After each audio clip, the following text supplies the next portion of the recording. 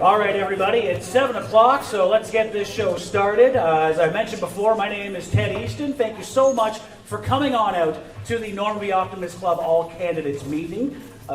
We do have a bit of rules and procedures to go over, just so you're aware. Candidates have already presented themselves to get a list of how they're going to present themselves for a 2-minute opening statement. The statements will be, like I said, or in order of the advanced draw. They'll be given 2 minutes to make their statement. The deputy mayor and mayor's candidates will be allotted 3 minutes. Candidates are asked not to interrupt the opening or closing statements. During our Q&A period, with time permitted, questions submitted previously in writing will be read. I have the right to deem what's inappropriate or offensive when it comes to said questions. That would be the attacking of the integrity of the candidate or that brings the chamber's reputation into dispute. I also can rule out any out-of-order person who attempts to use the meeting as a platform for expressing a point of view on any issue. Answers to the questions should be limited to about a minute to ensure as wide as discussion as possible. And at the end, each candidate will have 2 minutes for a closing statement, and the order will be in the reverse statement. So let's get on with our opening statements. We will start with Stephen Mayoral. And I apologize if I've messed up anybody's names when I do this. No worries. That's a good start. It's Mayoral, just like the mushroom. Good evening. Welcome to Ayton.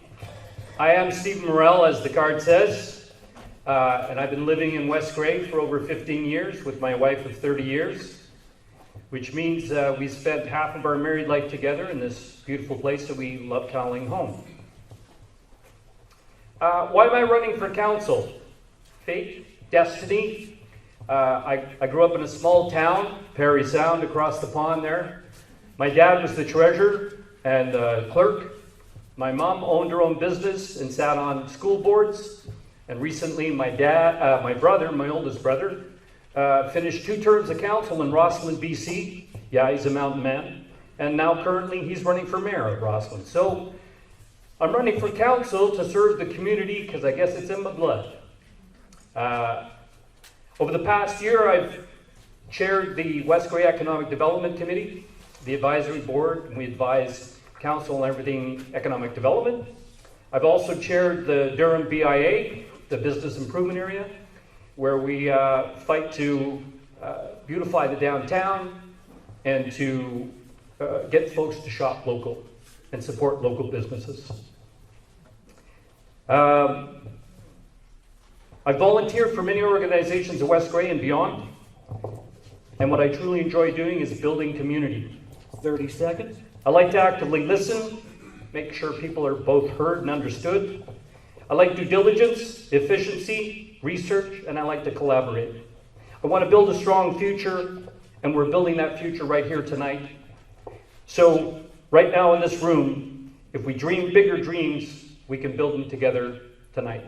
Thank you.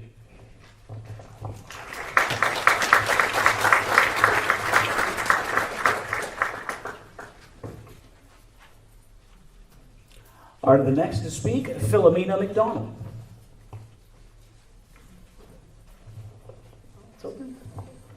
Hello everyone, I'm Philomena McDonald, and thank you for meeting with us this evening. I'm running for council to help be your voice on matters that are important to you. I have listened to some of you regarding issues that we have been dealing with over some time now. One of the biggest things is the West Grey Police, keeping our community safe with relationships that they have built upon. Our bridges, connecting roads and neighbors, and community improvements. Wouldn't it be great to have ease of accessibility in our downtown shops for everyone? West Grey is a beautiful place to live, and at each step we take to improve all these plans and studies, we always have to be cautious and mindful of the people around us, to consider everyone and not make irrational decisions. I'm skilled at solving problems, I'm approachable, I manage stress well, and I'm a volunteer in your community. If there ever comes a time where I don't have an answer or a solution for you on something that matters to you, it's because I'm a thinker, and I like to research to find the best solutions. You'll never have to question my integrity or question my abilities to help work with council on matters that are important to you and to me. Thank you.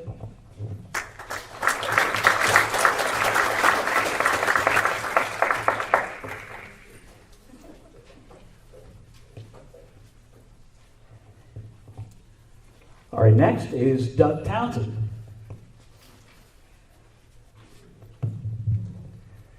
Good evening, everyone. First off, I would like to state that I support the West Grey Police Service in the maintaining of our municipal forest. I've been voicing my opinion on this subject since 4 members of council requested a costing back in December. 3 of them are sitting up here tonight thinking they should be re-elected. Although it's just one issue going into this election, it is an issue that affects the municipality going forward for its lifetime. Please find out where the candidates stand on this issue. Truly, are they behind the police, or are they just paying it some lip service to get your vote? Having lived in West Grey for nearly 40 years now, I know there are a number of other issues facing this new council. Spending, roads and bridges are always an issue, planning for the future, but one thing that sticks with me is getting back to basics. Getting back to a municipality where its citizens want to volunteer and take part in the community, groups and projects without all the red tape. They want their voices heard, not only by council, but by staff as well. We are not the big city, we are West Grey. A bit about myself. Having retired from the post office in 2018, I have focused my time and attention on things that have interested me, like running for council. Also, I'm currently sitting on the police board as the citizen appointee, currently holding the position of vice chair. Also, since 2018, I've been a board member of Germania Mutual Insurance, and currently am the vice chair of that board, and I am also working towards becoming a certified member in that organization. Helping people, especially seniors, is also another thing I take pride in. I also sit on the board of Abbeyfield Houses Society of Durham, a working board who help run and maintain a nonprofit seniors residence in Durham. Thank you for coming out tonight.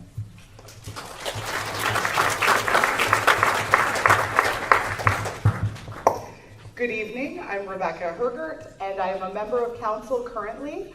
I've been your representative to West Grey for the last 6 years, in which I have served through some difficult times, some times of public engagement, sometimes amplifying the questions so that our community has time to answer and listen back, to input at the appropriate time, and to participate fully in our local government. Good evening, and thank you to the West Grey community for coming out this evening. It's so nice to see so many neighbors. Thanks to the Normanby Optimist Club for hosting this evening. I have a deep appreciation for the generations before us that have built our community. The roads, the bridges, they've worked the earth. They've established our area as a beautiful part of Southwest Ontario, West Grey. My job for the last 6 years has included listening to the public, asking tough questions, facilitating conversations that I don't know the answer to, that I'm really willing to dig deep on and find the answer. I won't come ask you for too much of your tax money. I won't do that because I've researched, I've found out the options, and I've done my decision making. I really look forward to your input throughout the next 2, 3, 4, 14, 15 years. When I am a councillor, I don't think of the now. I'm looking and preparing for the next 15, 30, 45 years. 30 seconds. Thank you very much. I would like to note 2 very important dates in our community. Obviously, we have October 1st to the 14th is public engagement on the analysis of police service in our community. I welcome everyone to participate in that online conversation and input about policing in West Grey. And obviously, October 14th to 24th, Hergert 22. Thanks so much.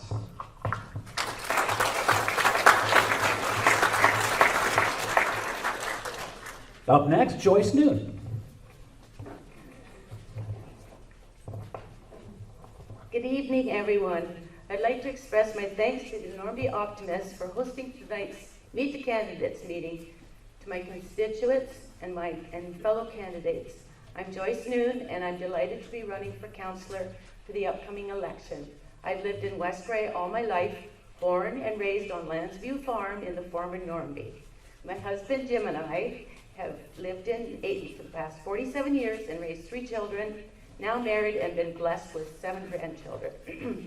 Over the past years, we were truly fortunate to have our school, church, recreation facilities, and neighbors alike as part of our community.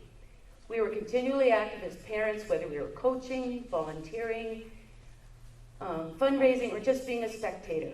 I am currently a volunteer on the Normanby Recreation Committee, the Ayton Busy Bees Garden Group. In past years, I volunteered on the Ayton Normanby Lioness Club, 2016 Normanby Homecoming Committee, and West Gray's Canada 150 Committee. I recently retired as a municipal employee this past June with 35 years in a variety of administration roles in public works.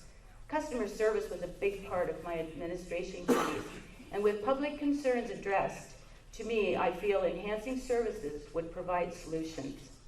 It's hard to ignore how these experiences will benefit should I be elected as your councillor. For instance, during the summer months, it is difficult to keep our garbage up to 2 weeks with the smell. 30 So seconds. offering weekly garbage collection during June through August would accommodate the residents. With the dry, warmer conditions, dusty conditions on gravel roads is a problem. Gravel applications, calcium's on the rise. I'd like to see more roads paved. Other services needed to enhance, expand natural gas and reliable internet into our rural community. I now have the time and the dedication to fulfill the obligation as your councillor, and I strongly feel my experience with public service and the passion I have for people in the community will represent West Gray constituents well. That's time. Thank you.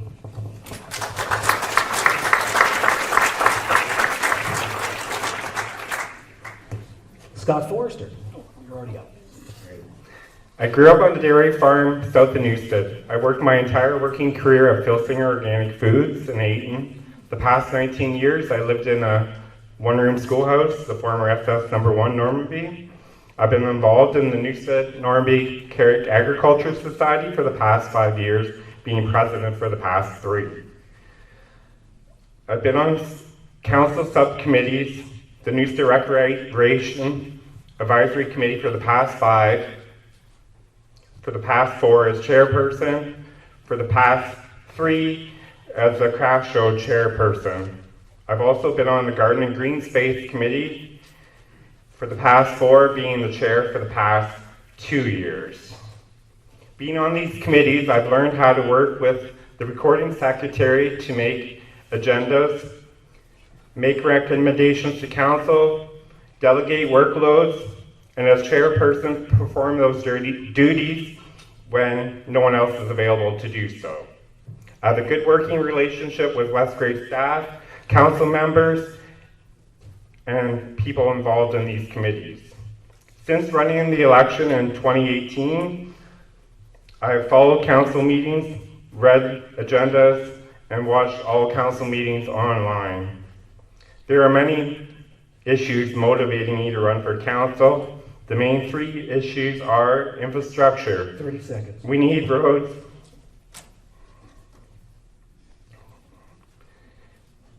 We need a plan to repair roads and replace bridges. This will take longer than a 4-year council term. We are looking for grants to help out with that cost. Policing. We should move ahead with West Gray policing, looking for possible cost savings. Promoting West Gray as a place to set up your businesses instead of setting up in neighboring municipalities. Let's not become a bedroom community. On October 14th to 24th, vote for council members who will work for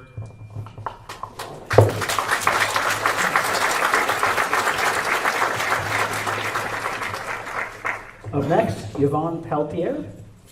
Again, I apologize if I messed your name up. My apologies completely. That's fine. It happens all the time. One of the reasons I'm here is to pronounce my name for everyone. Okay. Good evening, everyone, and thank you all so much for coming out tonight. My name is Yvonne Peltier, and I'm running for West Gray Council because decisions made at a local level have the most immediate impact on our daily lives. I want to work to preserve the combination of community, natural beauty, and small town charm that makes West Gray so special, while also helping to prepare for the future. I'm not running on particular policies or specific agendas, but will be guided by principles and values, Councillors are, foremost, public servants and are elected to solve problems and respond to resident concerns. My background is in education. I completed my PhD at the University of Toronto, and I worked as faculty in a number of universities in Canada and the United States. During this time, I served on endless committees, including budget committees, and was elected to faculty senate. This taught me the importance of good governance, the sheer labor that judicious decision-making requires. I also learned how to read impressively long reports and sit through some seriously marathon meetings. The skills I would bring to council are the ability to listen carefully, to gather and synthesize information, to navigate opposing opinions, to clarify complexities, and to find areas of cooperation. Civic engagement on the part of all residents is crucial to a thriving community, and this requires responsiveness from council and transparency in decision making. I want to be your point of access, your go-between between council and staff, and work with you to ensure that you are heard. 30 seconds. I've lived in a lot of different places, but I've also been visiting West Grey annually for 25 years. I now live on a 150-year-old farmhouse that's been in my husband's family for 5 generations. It has been my point of continuity and my haven. In a lot of places, you can't just walk out at night and see the stars. But West Grey is also part of a rapidly changing world, and unless we take steps to protect what makes this place what it is, we may lose it. As councillor, I will work to ensure that the best possible decisions are made, and I'm ready to listen. Thank you.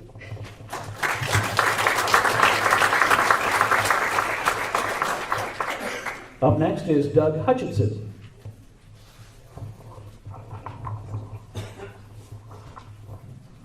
Good evening. As many of you know, I'm a resident of Durham, married with 3 adult children and 4 grandchildren. I have been a resident of Durham and West Grey for over 40 years and a resident of Grey County for most of my life. I'm a retired teacher principal from the Blue Water District School Board with almost 30 years experience. I've been on council 2 terms and would like to make it 3 with your help. And there are a number of projects on the go that I would like to see through and have input on. This council did get bogged down over the policing issue. However, I do believe that we as a council have accomplished a lot over the term. Durham will have a new Rockwood Terrace by 2025, which is a county project, although there will be many decisions to be made locally, roads, water, sewers, and more. Along with Grey Gables, I fully support the expansion of our long-term care homes. Over my last 4 years in council, there's been expansion of natural gas into West Grey, along with the laying of many kilometers of fiber for future high-speed internet. The pandemic has driven home the fact that internet connectivity is a service that all people in Canada should and eventually will have. The growth in both these areas should help to drive economic development in our area also. Landfills are another area that has seen many changes over the last few years, with many more to come. As producers take on more responsibility for the blue box side, there will be adjustments to the service. We have brought back the film plastic stream, and I will continue to advocate for other forms of recycling, for example, composting. There have been many challenges with staffing, hours of operation, usage, etc., and I know we can still make changes to improve our landfills even more. Like many towns and cities, there has been unprecedented growth over this last term in West Grey. 30 seconds. Moving forward, I want to plan for this growth, whether it be in Durham, Ayton, Newstead, Elmwood, or in the boundaries of Hanover and Markdale. Finally, I would like to say that I'm a big proponent of West Grey services.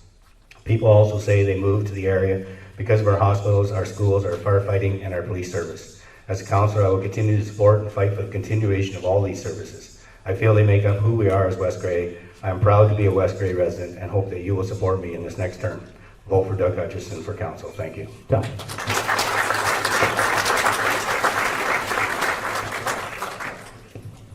Up next, Paige Cruson.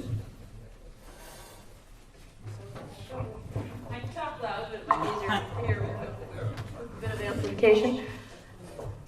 Hi, I'm Paige Cruson. You don't have to pronounce the T and the C at the front of my name, but my name is pronounced Paige.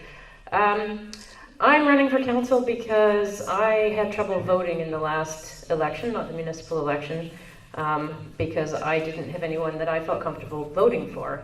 I always say to people, you know, if you don't like what's going on, you need to vote.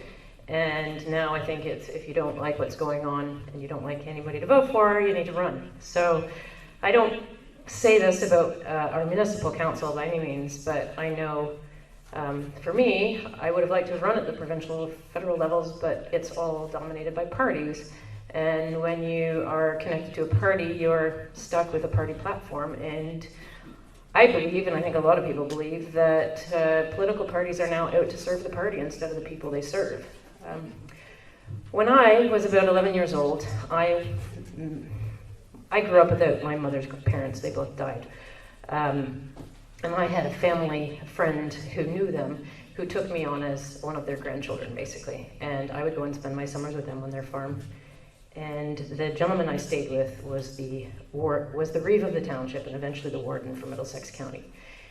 He was the sort of politician that I always thought politicians should be. He had a lot of integrity, and he was there to serve his community. He, coached the local hockey team. When he died, the funeral home was full. The church across the street was full on both levels. Seconds.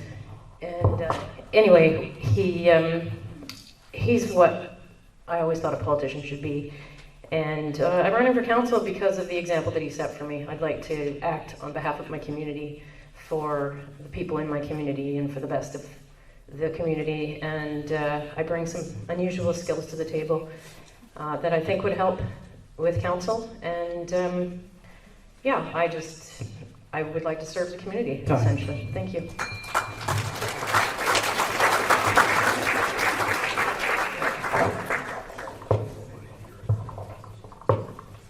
Christine Buayas? Sorry if I messed that up again. I apologize. It's all good. Happens all the time as well.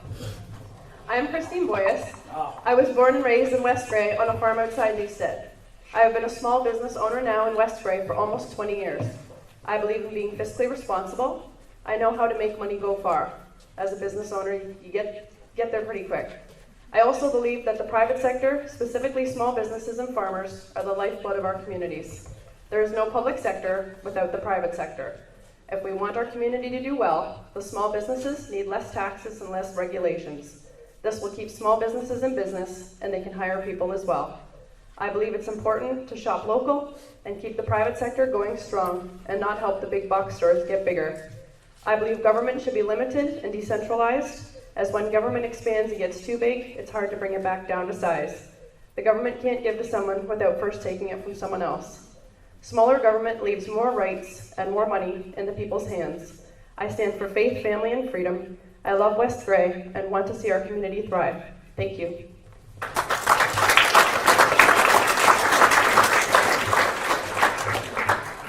Next is Dieter Stadniak. Sorry, Dieter, again. It's all good. Thank you. Thank you, everyone, for being here. Thank you for the Optimist Club for putting this on. This is the first important step on the road to democracy. My name is Dieter Stadniak. I'm a rural property owner. I've lived here for 6 years, originally from small town Manitoba. Now I plan to spend the rest of my years right here. I'm running because I've heard a lot of discontent in the community with the seemingly top-down style of governance at the federal and provincial levels.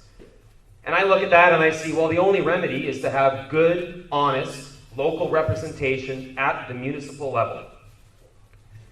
So at 32 years young, what I lack in experience, I like to think I make up with my youthful energy. I work in the trades. I served 8 years in the military. I have a BFA. I was president of the Image Arts Student Union at the time. I've listened to people. I've worked with people. I've organized teams. I'm not afraid to ask hard questions. I'm not afraid to make tough decisions or stand by those decisions once they've been made. But this isn't about me and what I want. Really, this community is, whoever knows what's best for this community is in this room right now. It's all of you. And we are here to be your voice. And that is the approach that I am taking. I have 2 years to listen with. I'm very social. I want to hear what you have to say. What are your values? What are your concerns? And how can we bring that into the conversation? Because the future of West Grey belongs to all of us. And if you want a counselor that is going to look after your concerns and build the future for West Grey that you want to see, then consider giving a vote in my direction. And together, I think we can build a great future together. Thank you.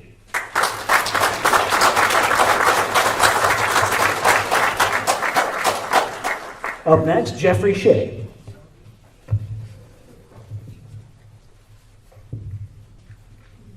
Hi, thank you. Jeffrey Shea. I've been a resident of West Grey for 35 years. I've been a councillor for 2 terms, and I'm asking you to re-elect me to a 3rd term. In those 2 terms, I've learned a few things about being on council. One is that there's different scales of problems and issues that you can address. On a very personal scale, I was involved in getting community gardens started in Durham as a pilot project, which is now being extended to Ayton and hopefully throughout the community. That's a really sort of small project, small little win that we can claim as a community. We also had an issue with a bridge reconstruction where a bridge that had weight restrictions was being replaced in Bentic, and the local residents were concerned that traffic and speeding was going to increase after that bridge didn't have weight reductions. So we worked with those residents to put weight restrictions, to put truck restrictions on that bridge, and to paint yellow lines on the curves, the tight curves at the dangerous corner there. And these were initiatives that were started because citizens came to us, came to councillors, and councillors went, visited the site, listened, and took action. I consider those sort of small or personal level accomplishments. There's bigger things that we have to worry about. Our bridges in general are in a terrible shape. We had 4 emergency closures in the last couple of years. This term of council, we worked hard over several budget cycles to establish a base level for investment in bridges and infrastructure every year. And we did that while balancing the budget and while keeping a healthy financial reserve at the same time. We have a problem with increasing policing costs. I had a break-in at my house a couple weeks ago, and the police who came were very professional, very effective. They returned most of my stuff. I was very impressed, but this is a fast-growing and large cost center, so I think we need to look at that carefully. The biggest problems we have are climate change, attainable housing, doctor shortages, drug use, and mental health. And we've got to work with others to solve those. Thank you.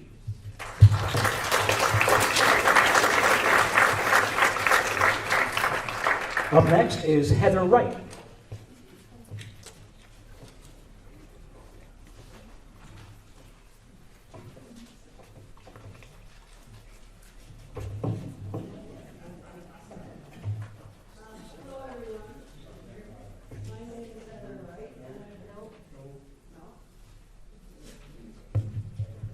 Hello everyone, my name is Heather Wright and I've lived in Durham my whole life. Have a Scottish ancestry, so you know what I'll be like with the money. And I've been really involved in a lot of groups over my lifetime. I did all the things my kids, I always went with my kids, figure skating, guides, brownies. 5 years Parks, Recreation and Community Center Board in Durham, I chaired that. 4 homecomings. I worked tirelessly at the Durham Legion every day, pretty near. I just retired from the hospital, so I worked at the hospital for 15 years, and I loved it, but I love what I'm doing now too. I have the time, I have the energy, and I think I have the knowledge. I'm a certified human resource professional and certified accounting. So my thing is to resolve all these problems. Certainly I'd like to see the police be local if we can manage that. We also need to look at dump problems. I'm hearing that from everyone pretty near I talk to, dump and recycling. The big thing I find about West Grey Council at this time, they don't have any growth figures. It doesn't matter in planning where we are today. 30 seconds. It matters where we're going to be in 5 years to make sure that we're going to be ready and have the services we need.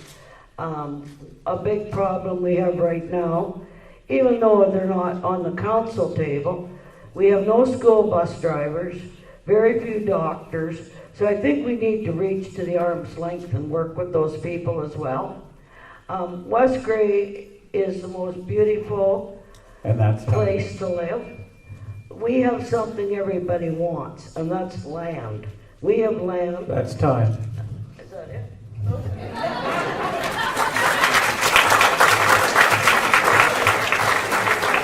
It goes by fast, don't I know it? All right, the last but not least when it comes to the councillors, Brian Carr. Hi everybody, thank you for being here. My name is Brian Carr.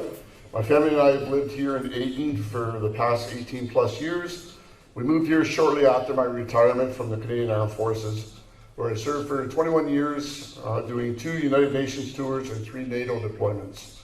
Since my retirement from the Army, I've tried my hand at several different careers. I've been a laborer, a manager, a supervisor, and currently work for Southeast Great Sports Services. I've refereed hockey for over 40 years, umpired softball and baseball for close to 20. I've been a referee-in-chief, as well as an assigner, a coach, and I was a member of the board of Normandy Minor Hockey for a few years. For 10 years, I was a volunteer firefighter here in Ayton. For several years, I was community coordinator for Special Olympics Ontario in the Hanover-West Grey area, and oversaw the merger of Walkerton with Hanover and West Grey. We've had several of our athletes attend both summer and winter national games, and currently have an athlete who is the alternate for Team Canada for the 2023 World Games in Berlin, Germany. In 2008, I founded Grey Bruce Special Hockey Foundation. This is an ice hockey program for intellectually challenged athletes of all ages. This involved registering the foundation as a corporation and applying for a charitable status. I organized our year-end trips to the Special Hockey International Tournaments, and I've traveled as far as Boston, Massachusetts on a bus with 30 special needs adults. So, 30 seconds. I'm a member of the Royal Canadian Legion Branch 308 in Durham, and I am on the board of directors and hold the role of Poppy Chair, Service Officer, and Sergeant at Arms. Since joining the Legion, I've initiated the Veterans Coffee Break, and this past summer initiated the Veterans Banner Program. And just this week, we unveiled 21 local veterans banners that will be displayed in Durham and Ayton starting next month. For several years, I've been taking developmental service support workers and that's apprenticeship course at Royals College. Thank you.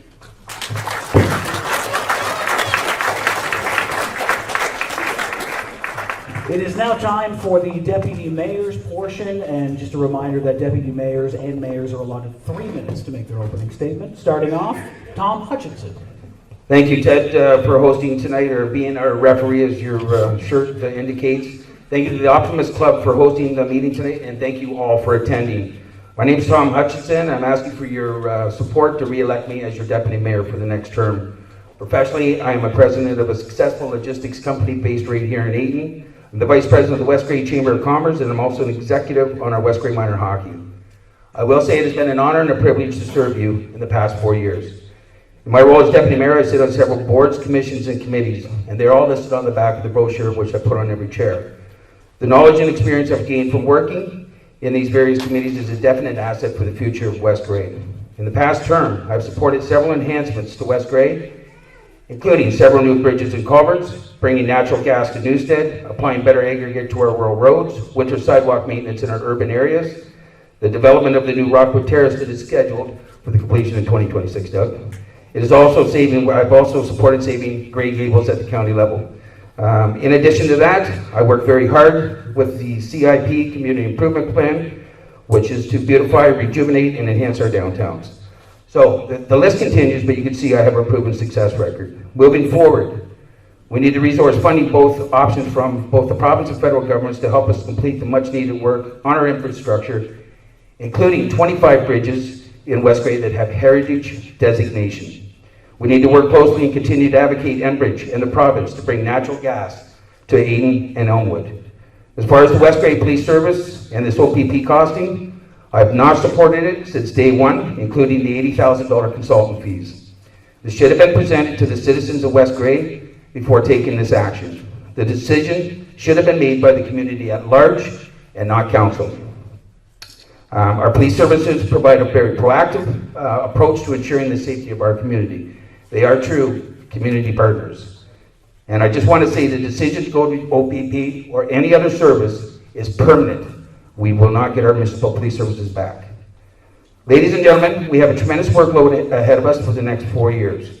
I have the knowledge and capability to continue to move the community forward. Decisions need to be calculated on the impact today and the future. We need to deliver services that are manageable, achievable, and sustainable. Long-term planning is key. We need to look for your input What is important to you? 30 seconds. Thank you, Ted. I will get that wrapped up. We need to get short-term, medium-term, and long-term goals in place, including a budget to sustain all of them. I have a common sense business background, and I believe I can achieve these goals. So let's work together. Let's accomplish our goals. This is our community. This is our future. So from October 14th to the 24th, vote for Tom Hutchison, who's Deputy Mayor, and thank you very much.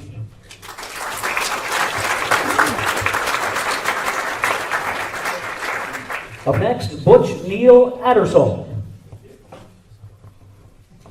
Hello everybody, my name is Butch Addersall. I'd like to thank you all for coming out. It's good to see such a good crowd here. For those of you who don't know me, I'd like to tell you a little bit about myself. After college, I studied hotel management for 3 years. I worked in the industry as a manager and catering manager for a few years. After that, I owned a small, successful restaurant, which I sold in order to come to Canada. This was all in Cape Town, South Africa. It took me a lot longer to come to Canada because I had to have police clearance and all kinds of things. So I took a job on an offshore oil rig as a camp boss, which was pretty exciting. Anyway, in Canada, I've been here since 1974. I've been a chef, district manager for Eastwood Food Services. I had 17 cafeterias in my central area. I owned a few Lumos. I was a VP of manufacturing for an international perfume company. We set up a factory in England, one in Antigua, one in Philadelphia, and one in Markham, Ontario. So I worked in many countries, lived and worked in many countries. Later, I was a VP of a small Canadian cosmetic company. We did research and development and first batch manufacturing. Later on, I opened up a small display company selling portable displays for trade shows. I was the owner and president of the company. I moved it up to, that was in Toronto and Mississauga. I moved up here around 2001, brought the company up with me and operated it out of Dornoch until I turned 65. And I closed the company and thought I would retire, or I didn't like that idea, so I went back to work. I worked for the co-op in Durham, which I thoroughly enjoyed. Met an awful lot of wonderful people. So I'm now fully retired. So I thought now it's time to give back to the community. So I'm running for deputy mayor, and I'll throw everything into it because I've divested myself of all my other interests. Some of my objectives are to maintain the local police service. I think that's essential. I don't like large centralized government organizations like the OPP. I've got nothing against the OPP, but I think our police force does a good job.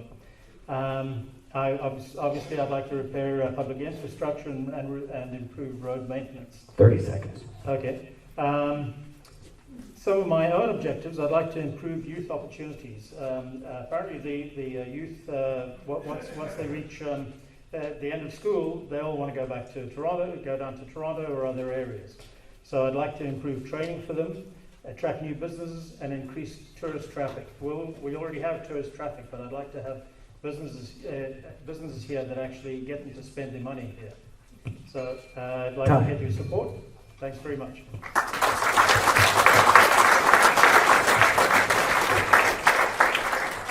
We now move on to the mayoral candidates. First up, Christine Robinson.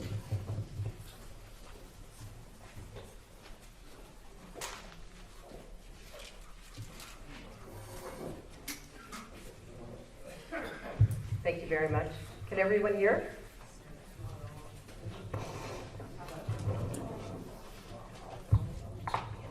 It is up. There we go. Is that better? Okay. Hello, everyone.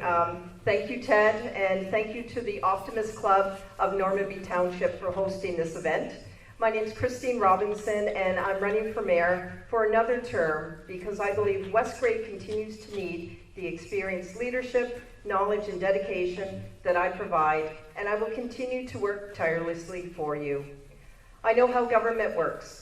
I bring over 35 years of government experience, having held progressive administrative leadership roles within municipal government, as well as serving as mayor and serving on Grey County Council in my first term these last 4 years. I have a master's degree in public administration, a Bachelor of Arts degree in political science, an executive certificate in conflict management, and I have attained the level of certified municipal officer. I had to get a lot done with respect to infrastructure because it was not paid attention to previously before I became mayor. In my 4 years, budgets have addressed infrastructure, capital projects, maintaining existing services, stimulating economic growth, and meeting legislative requirements. Funds were allocated to important infrastructure projects, as well as developing significant partnerships to enhance community growth and vitality. And here's what I have accomplished as mayor with council. Natural gas expansion in Neustadt, and continue to advocate for natural gas here in Ayton and Elmwood. Invested into vehicles, equipment, and training for our West Grey Police Service and our West Grey Fire Department. Implement a sidewalk snow removal program, and as you'll recall, early in the fall, signs were posted saying, "There's no maintenance here, please don't walk on the sidewalk." That was certainly unacceptable, and we changed that. You can walk on the sidewalk in the winter. Bridge improvements, construction, reconstruction, and maintenance for them. Facility upgrades, including a 24-year-old condenser that was replaced in the Durham Arena, and we repaved the parking lot here at the Normanby Arena. Upgrades to the Neustadt water system, upgrades to the Durham sewage treatment plant, and I advocated for broadband implementation for underserviced or non-service areas. My top priorities, I wholeheartedly support our West Grey Police Service and the construction of the new police building. As number 2, maintain taxes through a 4-year budget, which will assist in keeping taxes at a reasonable rate. And finally, provide an economic plan for West Grey that we continue to be open for business and future ready. I have a lot to offer, and I would very much appreciate your vote. Thank you.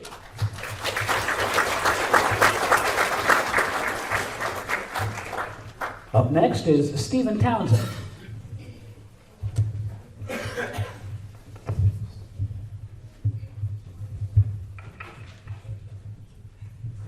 Thank you very much, and I appreciate everybody coming out and listening to why we're running for council. I've been on council for 4 years, and I think I've proven to be a leader at that council. I've worked with staff to get the bridge and the road asset management managed by staff, not by council. We pay engineers to review all that every 2 years. They set the priority. We now have one list and only one list. They decide which one, we decide how much funding. That's the way it's supposed to work. That's the way it will now work. And that's the kind of thing that I do. I have a proven track record since I moved here 15 years ago. 11 years ago, I worked on the medical center in Durham. It was being expanded. I managed that project. It was just under $2 million on budget, on time. No cost for the project management to the municipality. That was done free, volunteer basis. Again, I get it done. You had a car date with the accident when the police were chasing the fellow, and the car went in the river. It sat there for 11 months. When I kept reading in the paper, it bothered me, so I worked to get it out. The car's out. Again, I got it done. I have leadership skills. I've been in management for 20 years. I started as a clerk, became and retired as a vice president. And I had 12 years in senior management. I also had 15 departments across 3 cities in Canada. It's like having Neustadt, Ayton, Elmwood. It's no different. You have to look at all of them. You have to treat all of them equally. That doesn't happen as often as it should. And my promise to you is it will happen. We have a lot before us. We finally have a strategic plan being developed. We didn't have one before. Now we have one. We didn't do amalgamation fully. We only did it partially. We didn't take advantage of where we could. Now we're trying to do that. That involves cost management. I voted to do a review of the police costs. Any business that has one supplier at 1/3 of your cost, you are going to look at that. No one has said we're getting rid of police. We have said we're looking at the cost. Let's have the real story before you, because we have not said we're getting rid of West Grey Police. We said we need to manage costs. If we don't manage that cost, we won't get everything else done. It's as simple as that. So we will move forward with the costing. We will see what the results are, and then a decision will be made on how we deal with that. 30 information. seconds. So again, I ask you to support me in my bid to become the leader of West Grey and to guide with understanding the role of a leadership, which is to lead, not dictate, not do. The work is done by council and staff. It is not done by the members of council in the sense of operational. We just give guidance and oversight. Thank you for your time, and thank you again for coming here.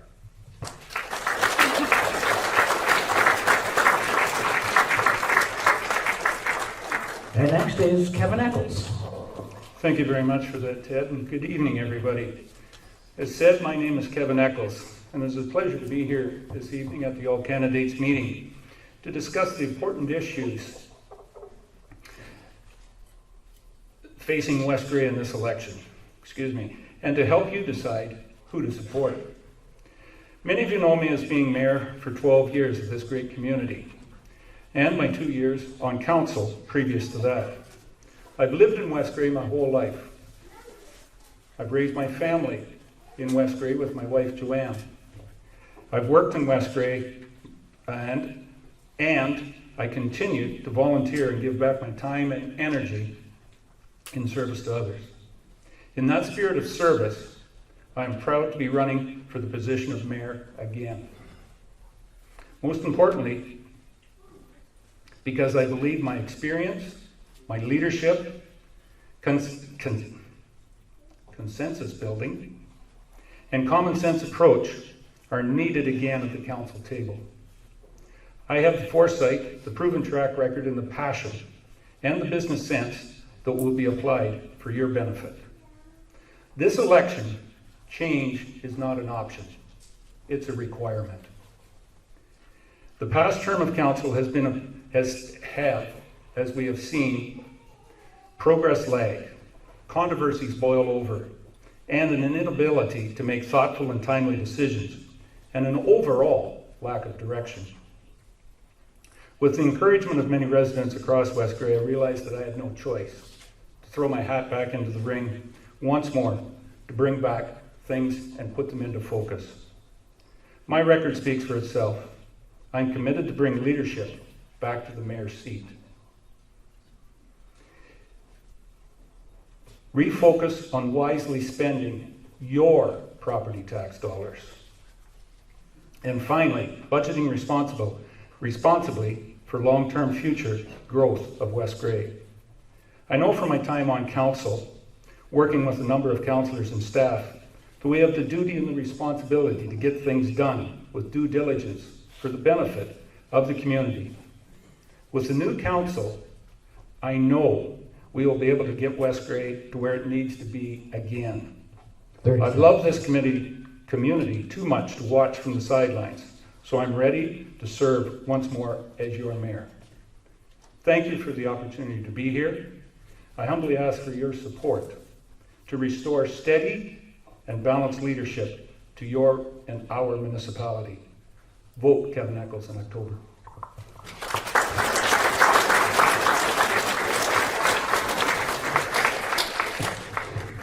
All right, so that's the opening statements. It's now time for the question and answer period, which I do have a mittful of questions here.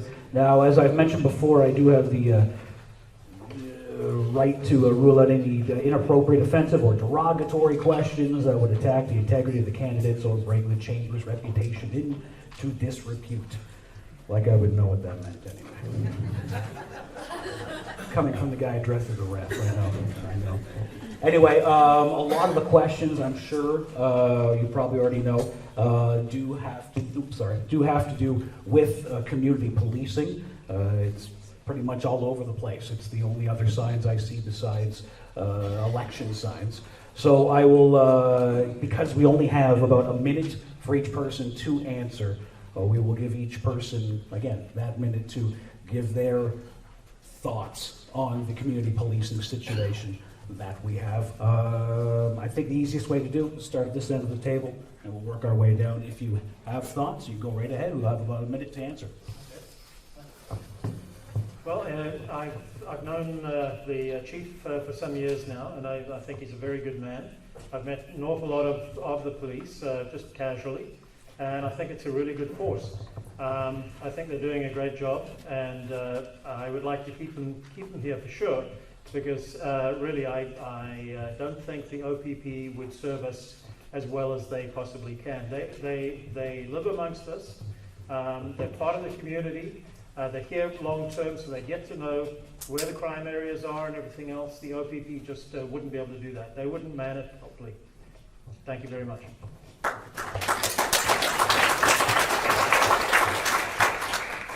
I agree. I think small is better.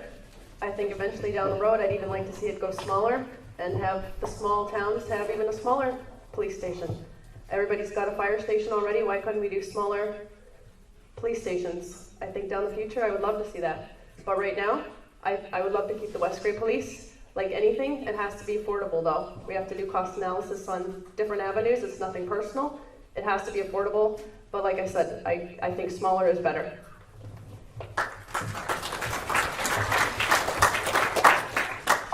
I fully support West Grey Police. I think West Grey is growing, and you can't expect the community to grow and the police not grow with it.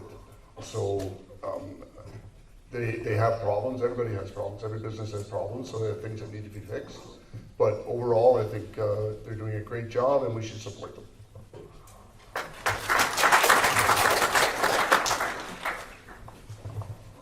I think the evil you know is better than the evil you don't, not to call the West Grey Police Force evil, but the fear I have is that by looking at a different police force, we're potentially looking at a whole new set of problems. If there are some legitimate concerns about the management, and I'm not saying the policing, but the management of the police force, the budgeting or fiscal responsibility, then those are problems that are already identified and therefore something we can solve.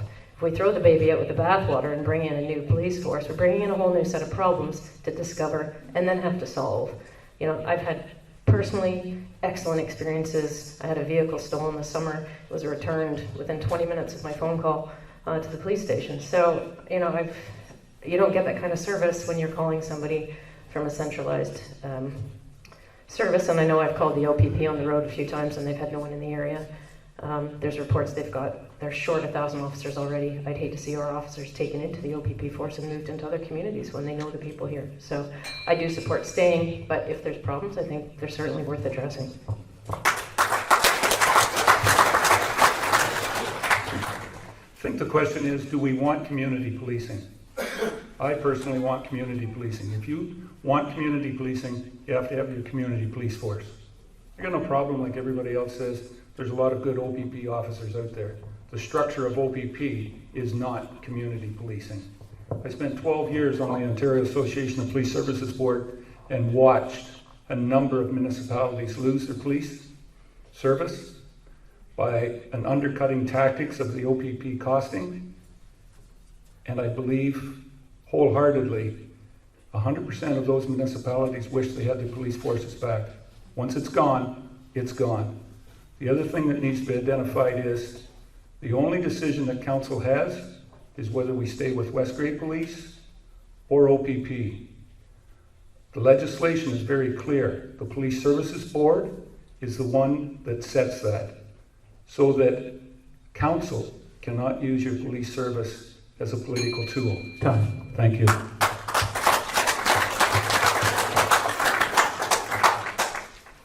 I would like to see West Grey move ahead with the West Grey Police. It's nice when I go shopping, I run into the police chief, he knows me by name. It did bother me at first, but it doesn't anymore, because I know he knows me for positive reasons.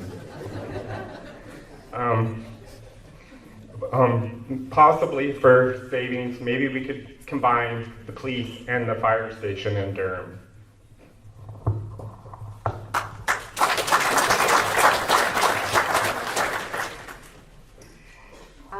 Okay, here we go. We have started a year of community engagement.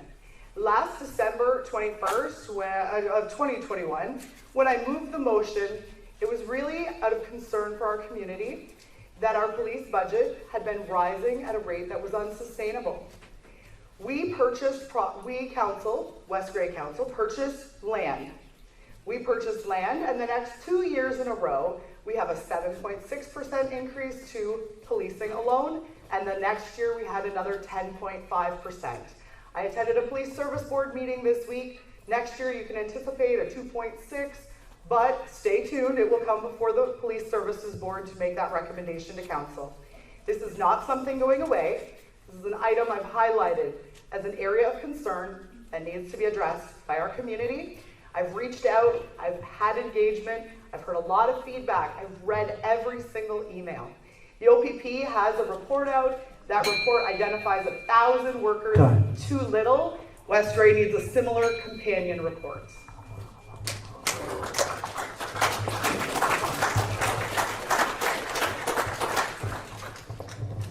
First of all, I'd like to say I support the West Grey Police. Yes, policing is expensive, OPP or other, doesn't matter where it comes from.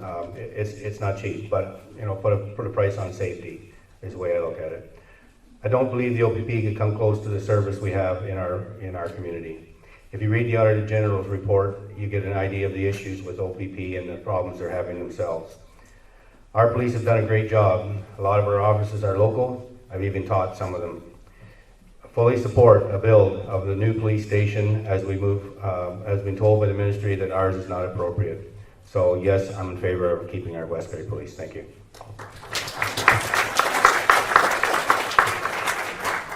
Okay, well, thank you. Yes, I totally support our West Grey Police Services. I am opposed to the OPP altogether. Just going to quote you right off the auditor's report. The OPP is providing fewer proactive policing hours, such as patrol in municipalities. That is a very damning thing to me. We cannot allow the security that we built with our police services and take that. We can't have it stripped down, if you will. The OPP is not delivering the level of service to municipalities that is in its deployment model. So basically what it's saying is they're inadequate. The Auditor General's report says they are 1,000 officers short. For the record, all our officers on the West Grey Police Services Board are active. There is nobody off duty. They are all actively working. And yes, we do need to hire. We did hire a couple over the last couple of years, but that is countering and it's offsetting the overtime hours that they were putting in. So moving forward, yes, I will be supporting the West Grey Police. Thank you.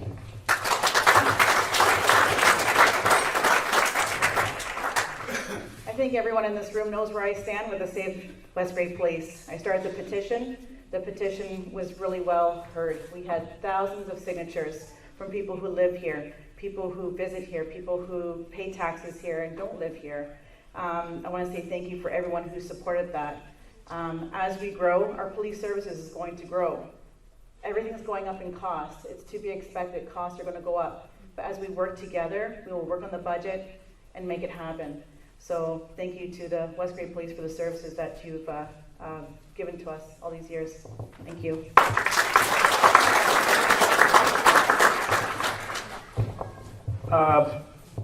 I definitely support having a local police force, especially after the past few years we've had. Greater reach into our municipality from bigger hands outside is not something I would appreciate. However, I do believe council's job is to look at costing wherever they can. And I do believe it's great to have neighbors, and good neighbors want your neighborhood to be sustainable for tomorrow and for the future. So we just have to have tough questions about roads, about bridges, which ones are staying open, which aren't, to keep our police force and keep them local. And I'm going to wholly support some digital way of testing sirens at 6:30 in the morning, Chief, because that's my backyard. Thank you.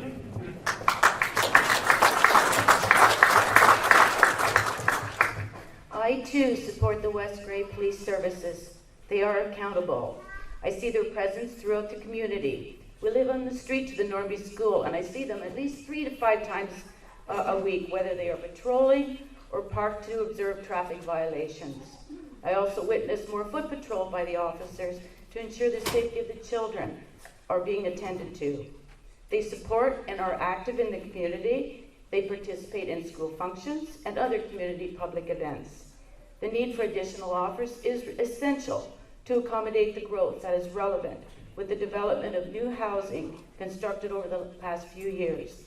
A good percentage of our officers live in West Grey, supporting our local business and our tax-paying citizens. Thank you.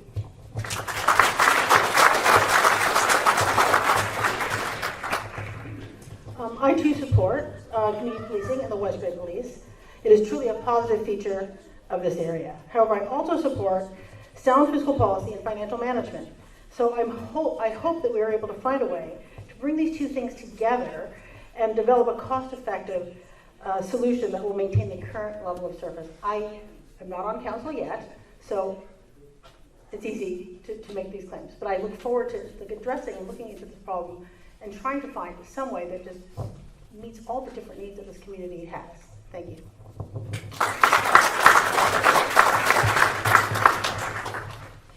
Thanks, everyone. I am very proud of our West Grey Police Chief and our West Grey Police Service.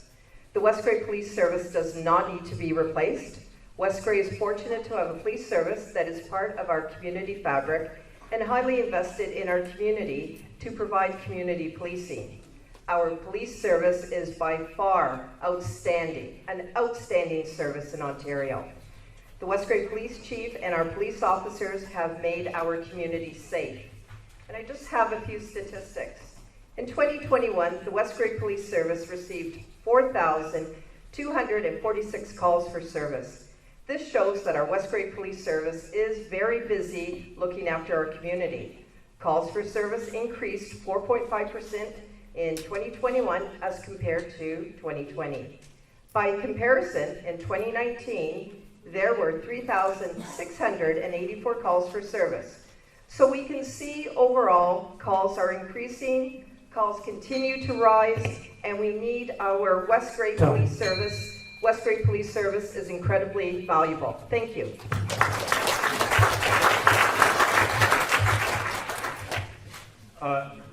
Yeah, this is an interesting question.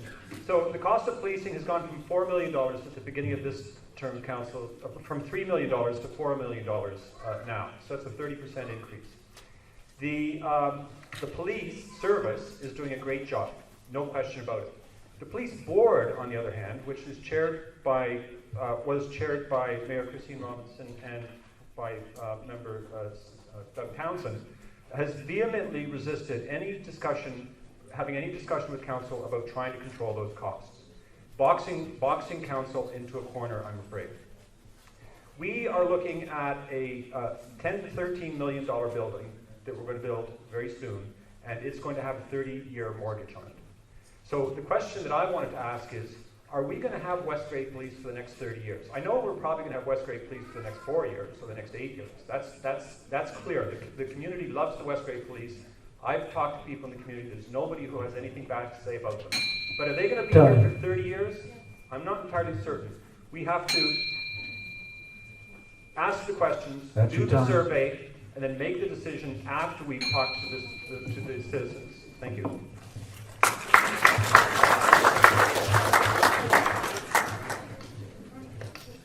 Sucks being on the end after everything's been said.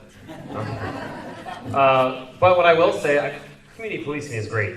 And so the big benefit is that the majority of the police call West Grey home. It's their home, it's their backyard that they're also looking after, just as it is ours. And there is a deep vested interest. I mean, OPP is provincial. You can get swapped around all over the place. You can do a stint in a municipality that you have no interest in being in, but you're just doing your time until you can get the posting that you actually want.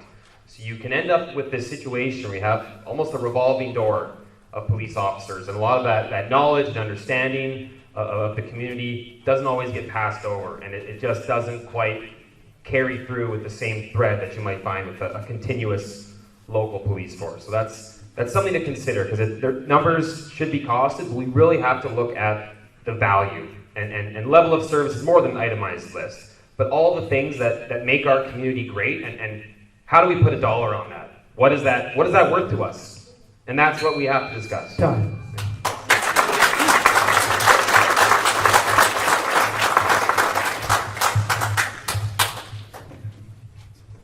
Thank you. Yes, I do support the West Grey Police. Anybody that knows me, you have read my posts on Facebook. I have been very vocal on this topic since December 21st of last year. Very concerned. Yes, I am about the numbers also. But as stated earlier, the police budget has been preliminarily, numbers have come out at around 2.6% for this coming year. Numbers in the 10.3 that people are bringing up. If anybody wants a breakdown of that, you can find that post on Facebook also of what the insurance and everything else has cost us. I came out of a community of Listowel where I grew up, was town policed, went OPP.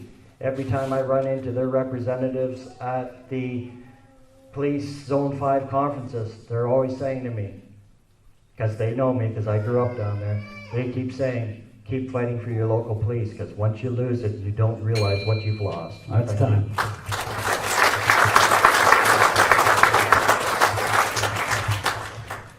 Hi, I do support West Grey Police. If people think I'm just doing that on my flyer to get elected, bull. It's absolutely, we do support them. And we do that both personally, through my wife and I, through their events, donations, whatever the case may be. So we do it personally, and we do it through the ongoing operation. However, we can't have any service at any cost. There has to be a reason, there has to be a limit. We have made, I don't know how many outreaches to the police board to meet, hasn't happened yet. They're now trying to get a meeting together, hopefully in the next week or so, to actually hold that meeting. It could have happened 11 months ago, could have happened a year ago, could have happened 2 years ago, but we were told arbitration if you don't like the number. None of your business if you don't like the number. What would you do? If you run a business at that cost, you have to do it. We've had some comments about the 6.7% increase in the last year's budget and taxes. Guess what? Part of it is police. Part of it is others, but part of it is police as well. So we have to look at all of them. We're not picking on the police. We're looking at every single area. That's time.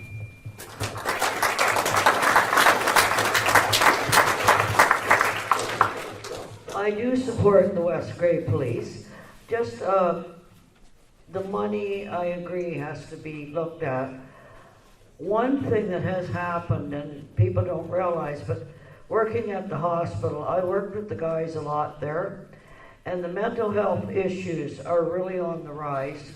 And often the police have to step into this. So they're doing a dual role, and I don't think we're getting any money from anybody to get them to help out with that. But the police are working on mental health issues a lot now, bringing people to the hospital, taking them here and there. And they're really on the rise in West Grey with the drugs, mental health, and this is causing a lot of money that we are paying for. Thank you. Okay, we'll move on to the next question. During this term of council, a large number of stores in each town and village have closed. What do you plan on doing to bring in a new business to West Grey? Since we started down here, we'll start down at the other end there with you, Heather.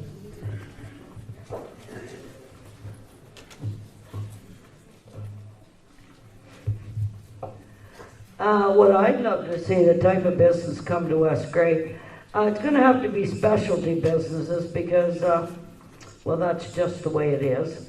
I'd like to see dog supplies like coats and Durham Furniture is now making dog ramps and stuff like that.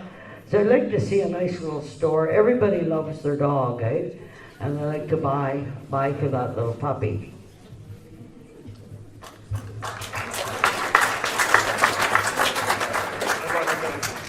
I'm on Economic Development Committee, and we are currently working on a strategic plan, as I mentioned, also a growth plan. And during that activity, we will, and we are, looking at business mix. So we're trying to identify the gaps, what type of business we would like to have. And that's right across West Grey. It's not just in Durham. It's everywhere. So hopefully from that perspective, we will identify what's needed and bring them in. And we also have the CIP program where if they move into a building that isn't quite where it is, we pay 50% up to $5,000 of repairs in certain areas, and that's available to them as well. Thank you.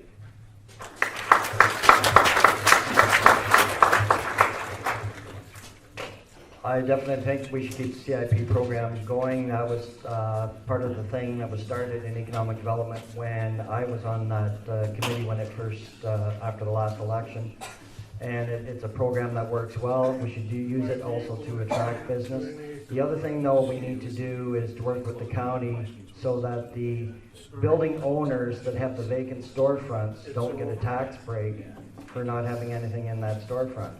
Those people, there should almost be a bigger tax on that to have a vacant storefront. We need to encourage them to rent those storefronts out or to convert them into seniors apartments or accessibility apartments, whatever is needed to spruce up our main streets. Thank you.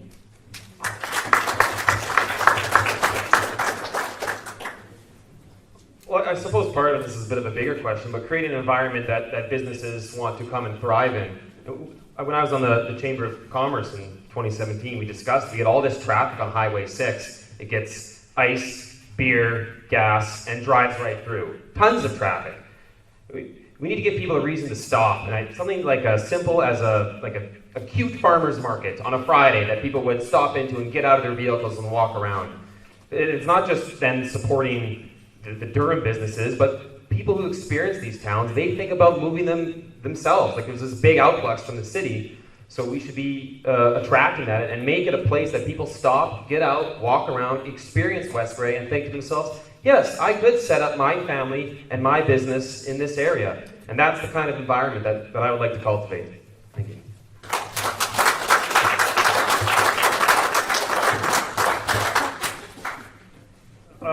One thing that we could do, and there is some movement towards this, is to try to encourage more on-farm industries, so that we may not be seeing commercial growth necessarily in our downtown cores. We may see the commercial growth throughout the municipality. The main thing, though, that has been stated down at the other end there somewhere, is that governments are not as good at doing these things as the private sector is. And so the main thing we need to do is get out of the way. We have to reduce obstacles to people who want to start businesses, who want to do private initiatives within our community. Another thing that we could do is that the leaders in our community, the mayor, the CAO, even councillors, could be operating as salespersons, could be going out and trying to sell our community. We had 2 wooden bridges built here by a company based in New Brunswick. And that company said that they were interested in building an Ontario plant because there was a lot of interest for wooden bridges in Ontario. I don't know why we're not, calling them up and saying, why don't, next time you're here, why don't we go out for lunch and talk about building that plant in West Grey?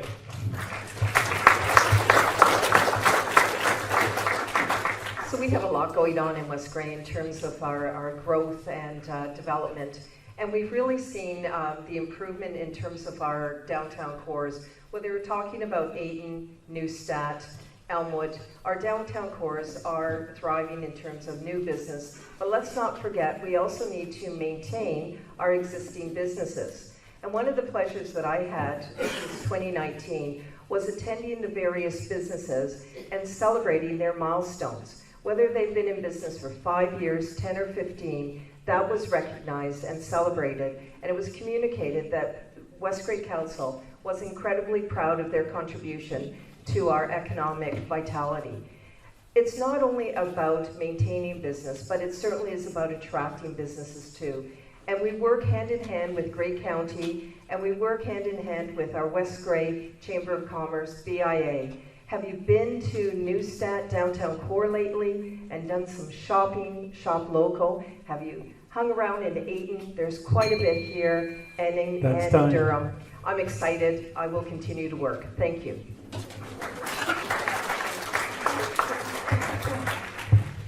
Okay, so this is working, right? Yeah. Okay. I live on a rural property, so going into town is a big deal for me. It's always really exciting. And during the lockdown, one of the few pleasures I had going someplace just came to an end. And then I finally emerged back into civilization and went downtown to the different downtowns in the area and did find a lot of places that I liked going closed or having limited operating hours. Now, I personally don't have a plan to reopen them, aside from planning to spend my money on them. But in terms of larger long-term solutions, I do think encouraging local residents who live in the town to stay in the town and shop in the town. So if you live in Durham, you don't drive to Hanover, but you shop in Durham. and encouraging businesses that serve the communities that live in the town.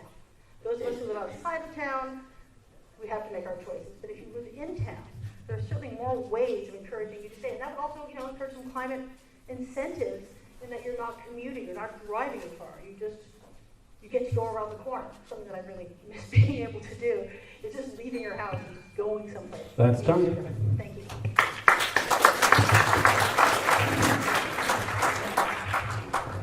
Yeah, it's a great question, but I've got some homework to do to reach out and help the community to find solutions, how we can build retail in our downtown core, especially in Durham. They've got such remarkable storefronts and they're empty, and it'd be nice to find solutions to fill those gaps.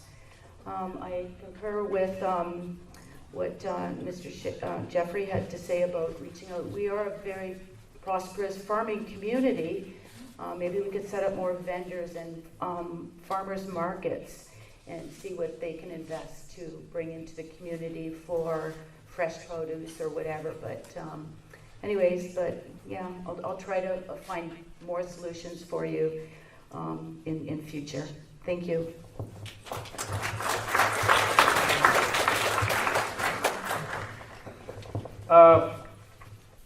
I have to agree with Councillor Shea on this one. This is a difficult thing to service from top down, and with the BIA and with different initiatives that I've worked with, like the Arts Fest that I was co-founder of a few years ago, we're trying to find synergies in the different communities that bring things together that become destinations, not for tourists alone, but people of the different communities to go to, right? Harnessing fall fairs, harnessing other assets in the downtown, like the old mill in Neustadt, which is sitting and falling down and rotting, literally. There's got to be leadership from council to find the angel investors and try to do more innovation ways. And that means people speaking up and saying, what do you want? What do you want in your community? Do you want a new coffee shop? Let's find people, let's invest. I know exactly the person to do it. She does the Katy Market. There's really great examples out there of that happening, and I think we can achieve that too. Done.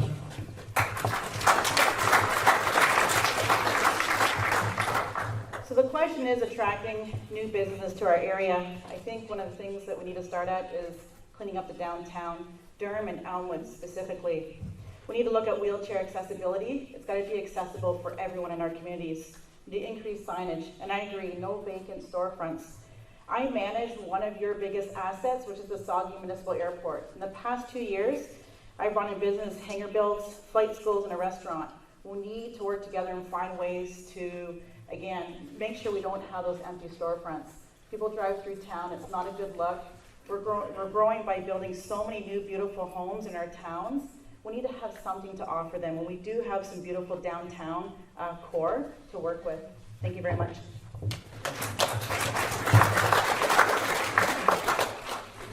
Thank you, and a lot of valid discussion here. I think one of the things we have done is we did introduce the CIP, and that was a couple of years ago, and there's been almost, I think their first round was about $250,000 that went in investment, and it could be a little bit higher than that. And that's to enhance and beautify and rejuvenate the downtowns. Now, as far as the county has been down here and they've done an analysis on our Neustadt and Durham, and they're trying to locate what kind of businesses do we have. We don't need 15 variety stores. What do we need? So we're actually almost have that completed, and then we should be able to reach out and find some business opportunities for anybody who would like to start a new business. I think the partnership with the Chamber of Commerce and the BIA is a very important step. I am the Vice President of the Chamber, and we are working from the Chamber, and we are working towards getting a healthier relationship with the economic development. Thank you.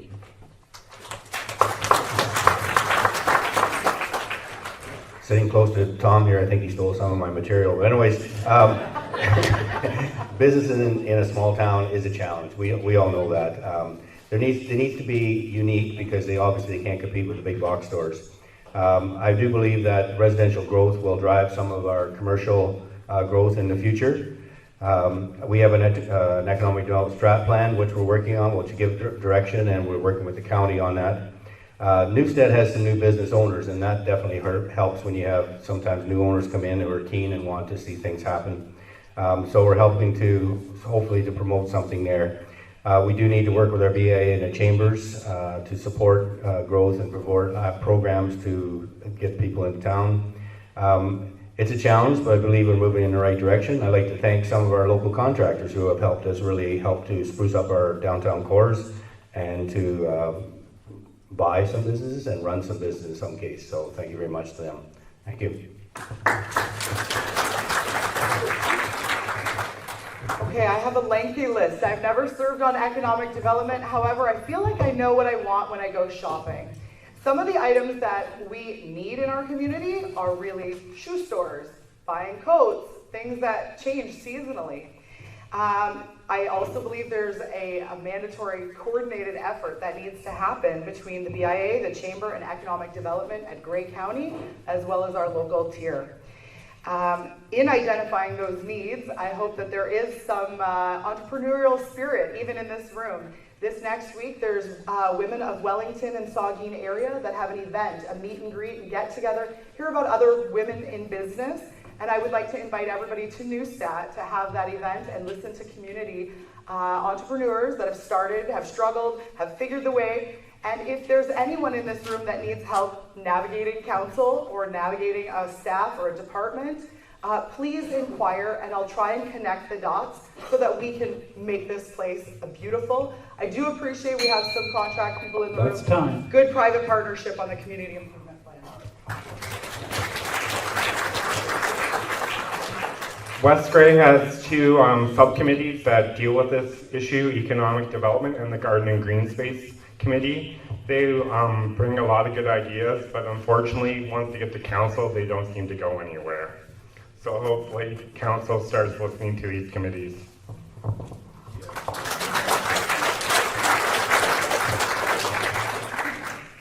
Thank you for saying that, Scott. We need council to be the salesperson. These places, all right, need the entrepreneurs and the business people that are out there that are looking, but we have to sell it. We have to make it, available and knowing that West Grey is open for business. But we have to make sure that it is open for business, that there's not the barriers that are there through the planning, through this, through that. If we can do that, then we can make it happen. We've got the development going, the housing, the customers are going to be there. It's the chicken and the egg. Do you have the customers or do you have the retail? Well, the retail needs the customers. We're there, but now it has to be sold to the entrepreneurs that this is a growing place where your business can be successful. Council's biggest job is to sell West Grey. Just the thought of being business, not selling West Grey to Hanover, just selling West Grey.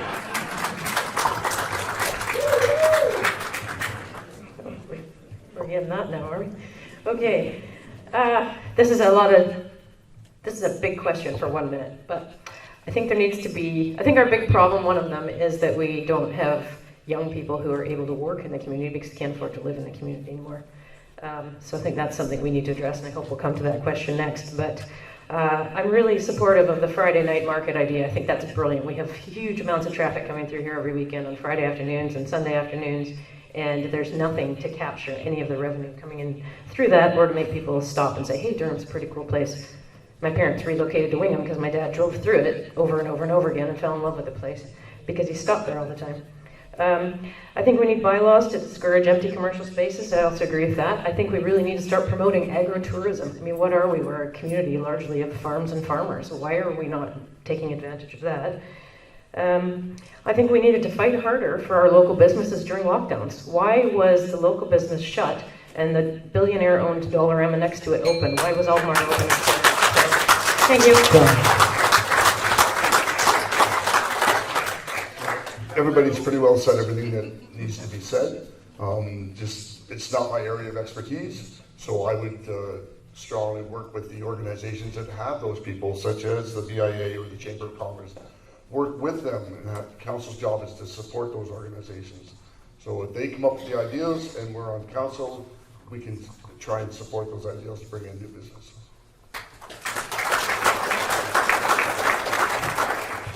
I second what Paige said because I had the same thing down. I am a small business owner, as I stated earlier, and during lockdowns, the big box stores got to stay open and we were supposed to shut down. No wonder half the businesses went out of business. That's a no-brainer. You can't pay your bills if you have no money coming in. I can definitely speak from experience, and most of us don't have pensions, holidays, sick pays. This is our livelihood. So it did a lot of damage. So if you can shop local, please do. I think I speak on behalf of all small businesses. We would very much appreciate it. Again, less taxes, less regulations. They're job killers. They're economy killers. You can't run a business with a lot of regulations and a lot of taxes. I know the bake shop in Durham, the lady that owned it a few years ago told me they wanted her to put $10,000 to get it up to code. She said, I can't do that. I guess I'm going to have to close. Less red tape. If you want businesses in business, less red tape, less taxes, less regulations, and please shop locally.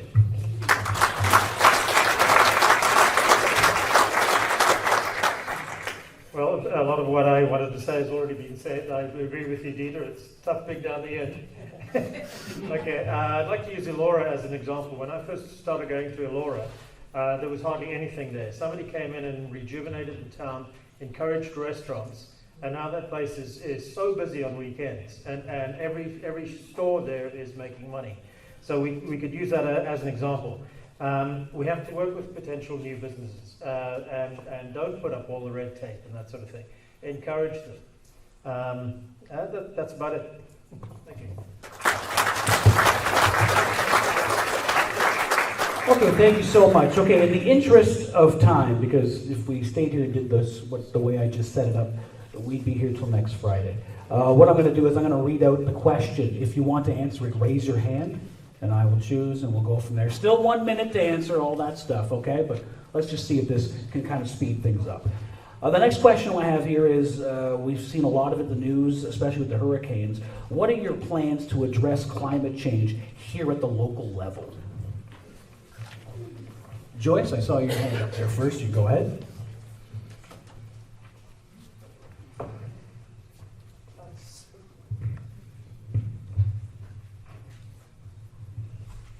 Okay, I'll be the first to admit I'm not an expert in this field by any means, but I'm open-minded and appreciate and rely on the facts and feedback from the experts.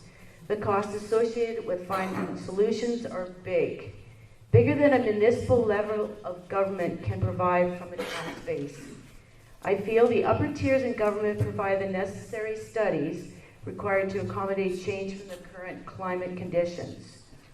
Our current council has prepared a climate change action plan, and I support net zero emissions by 2050 on all of municipal assets, promote environmentally friendly building materials, planting lots of trees, enhancing and protecting our green spaces. Tom? Thank you, Ted. Yeah, we did endorse the climate action plan, and the county started that, and West Grey certainly adopted that. Net zero by 2050. Changes wood bridges versus concrete. That certainly does less emissions. All our buildings are now LED lighting. Retrofitting our buildings in future, when we got to upgrade into windows and that, we can certainly enhance that. There is electric charging stations, EV, that it will be coming to West Grey and Grey County. Another concept is to plant more trees, more green spaces, even at our arenas, plant some more trees. That certainly is something that's going to go beneficial to the climate action plan. Butterfly gardens, community gardens are just other examples. So as far as global warming, we need to tell the federal government to get a grip on that one. Thank you. All right, who do I see down there? Christine, go right ahead.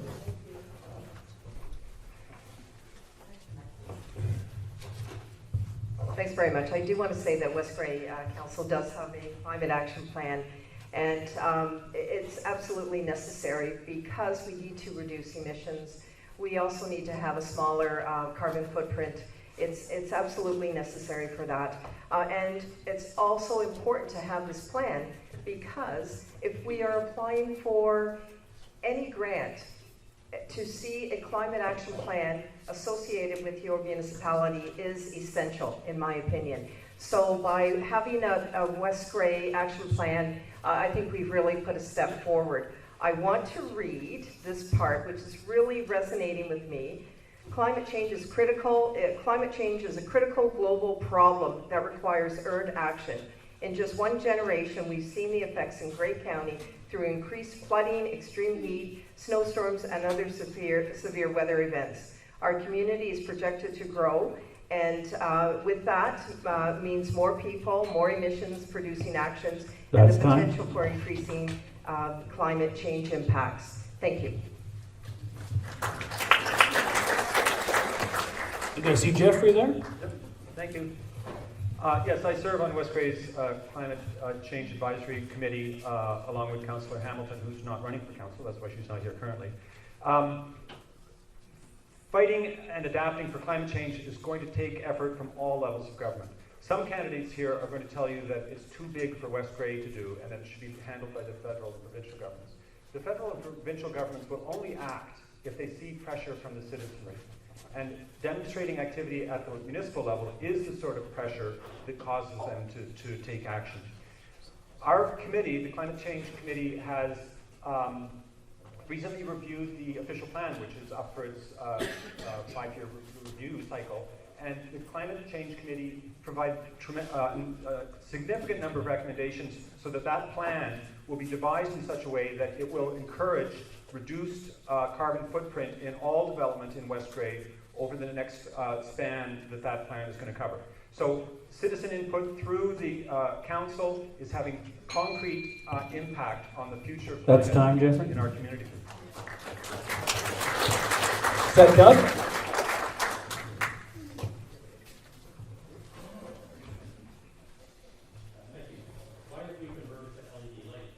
I think your mic's off. Why do we convert to LED lights? It's cheaper. We save money. There's a lot of climate change actions that do save money when you do them. And so that's another reason for doing them. Also, it's not just you might not get a grant, depending on whether you do climate actions. A lot of them now, you have to show how you're including climate action. And if you don't, then you don't get the grant. It was interesting, we still need to do some more communication. I had a call today, and the person said to me, climate action, you can't manage climate. I said, no, but you can manage the impact of climate. And I quoted Fiona and Ian, the two major storms that have just hit. They're historic. There's more coming. This is not just a little passing in the wind, no pun intended. It really is serious. It really is huge. And if we don't deal with some things now, then we're not going to be here. And I mean that sincerely as a race.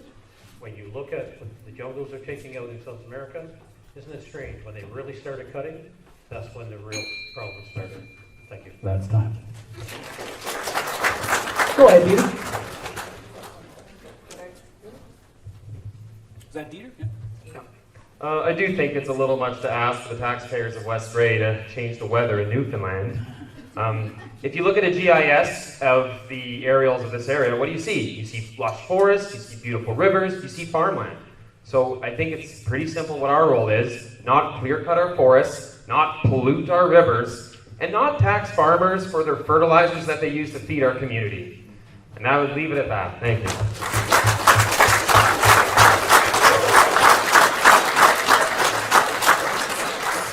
Who do I see down there? Sure. Nope. In the checkered shirt, yes. I don't have my list in front of me. I guess that's me, checkered shirt. Yes. Ted, Steve. Steve. Thanks, striped shirt. I just want to build on what Dieter said. I'm not sure how we can reduce our carbon footprint when we're trying to increase economic development through bringing more natural gas into our areas, which Ayton would love to have, which Elma would love to have.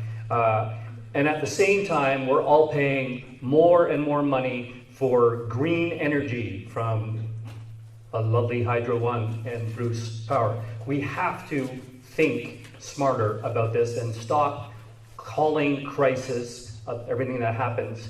It didn't lead to good decisions the past 2 years. It won't lead to good decisions moving forward.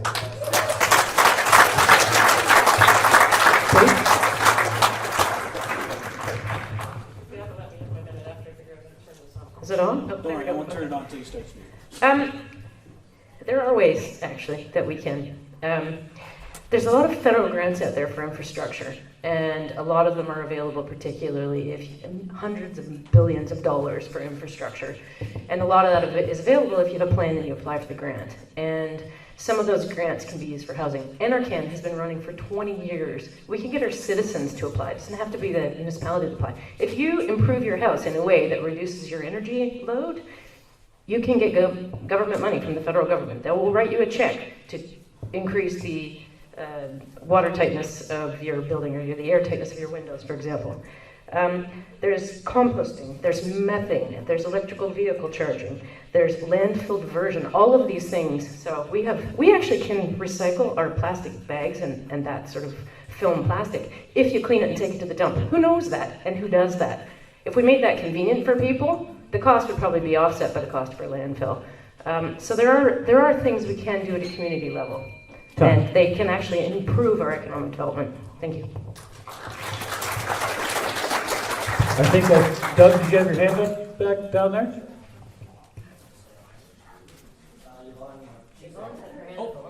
Yeah, was Yvonne first? Sorry, I can only see so far.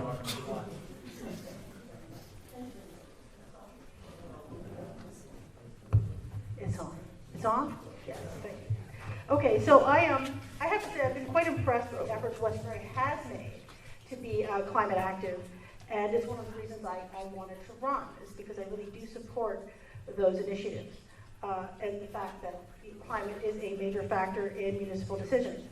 I believe that the climate action and related committees strive to help all of us in Westbury Range focus on the implications of a climate emergency that is not going to change or going to go away, even at the lower tier municipal level.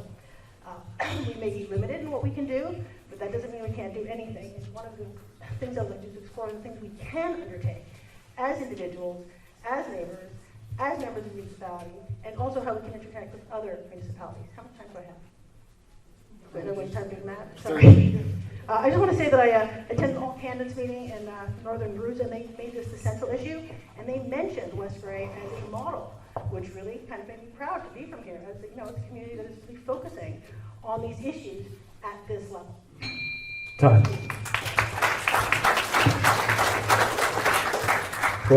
Thank you, Ted.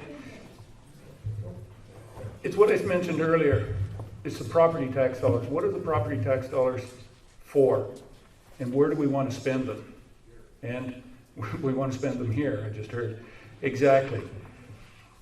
Do we have an obligation as a citizen of this country, as a citizen of Ontario, as a citizen of West Grey, to do what we can? Absolutely. But it's been said here many times, the property tax dollars are meant for this. Climate change on a global basis is meant for income sharing, which is controlled by our provincial government and our federal government. We have to put the pressure onto them to give us what we need in this community to do that. I'm all for trying to lessen our impact because I've got 3 grandchildren that are 7, 6, and 3. And I'd like them to be able to see West Grey how I've seen it here for the last 60 plus years. Okay. Thank you. Doug? Doug? Okay, thanks, Ted. I think as individuals, we all have to do what we can do to try and lessen the impact on the environment.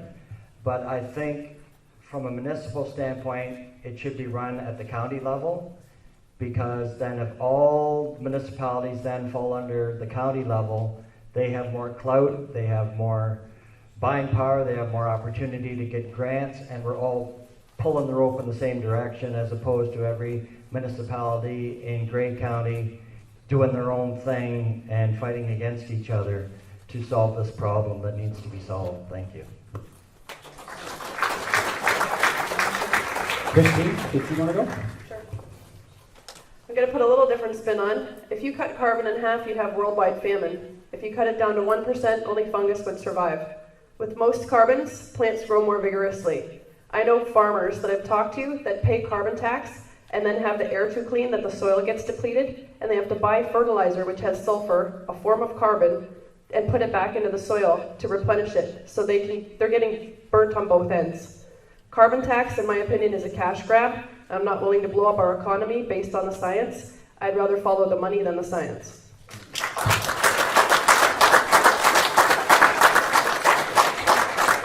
Anybody else like to answer that question? Like we got it? Go.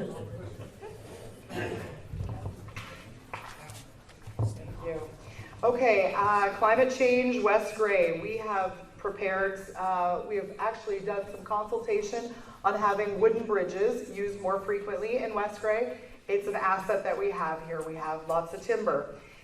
One of the items that we should ask for and have as a council asked for is updated flood mapping from Saugeen Valley Conservation Authority so that we can see where development can occur and that we are prepared for development in the future.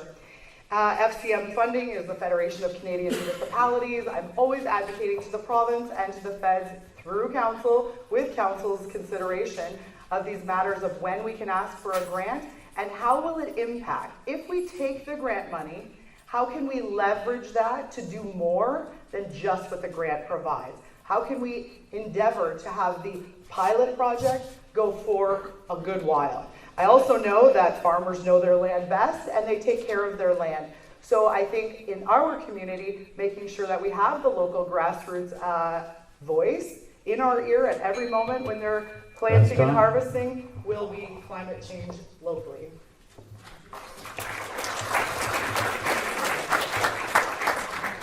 Anybody else? Going once? Going twice? All right. In the interest of time, we still have to get through all of the closing statements for everybody, so in order to not be here all night, we will get that going on right now. We did at the beginning, we went from the beginning, and just as we said we would, we'll go from the end this time, starting with Brian Carr. Again, there's 2 minutes for the closing for the councillors and 3 minutes for the deputy mayoral and mayoral candidates. Thanks. So I've been spending the past month and a bit talking with people, answering emails, as well as some door-to-door, and I've come to realize that there are a lot of West Grey residents who are truly invested in our municipality and what goes on here. I've also come to realize that there are a lot of issues that are on people's minds, issues such as policing, our dumps, the environment, Sunday hunting, that affect the whole municipality, and then there are issues that only affect our smaller communities, such as Ayton with natural gas, high-speed internet, and some more paved roads. I'm not too proud to admit that I don't have all the answers, but I will tell you that if I don't have the answer, I will not try to confuse you with a bunch of words. I will tell you I don't know, and then I'll go out and I'll try and find the answer for you and then give you the answer that I find. I promise to always be available if someone has a question or concern and you're not getting help or answers from the staff or the councillors, contact me and I will do my best to get you some answers. It may not always be the answer you're looking for, but at least you will then know where you stand. Finally, I have never been one to meekly accept what I am told. I'm not afraid to ask questions and to not only make sure that I understand where we are going, but also need to be able to explain to you, the residents, what our aim is. 30 seconds. Thank you, Brian. Heather Wright, you're up next. There's been a lot of things talked about tonight, but I think it comes down to your work ethic to make a good counselor. I do believe in standard operating procedures. I do think that I have the energy, the time, and I'm a continuous learner. I like to read, so that's a big thing. I will also make myself available to anyone who needs me. I will publish my phone number and my email, and I think that would be the best I could do. I appreciate your support. Vote for Heather Wright on Election Day. Thank you, Heather. Up next, Jeffrey Shea.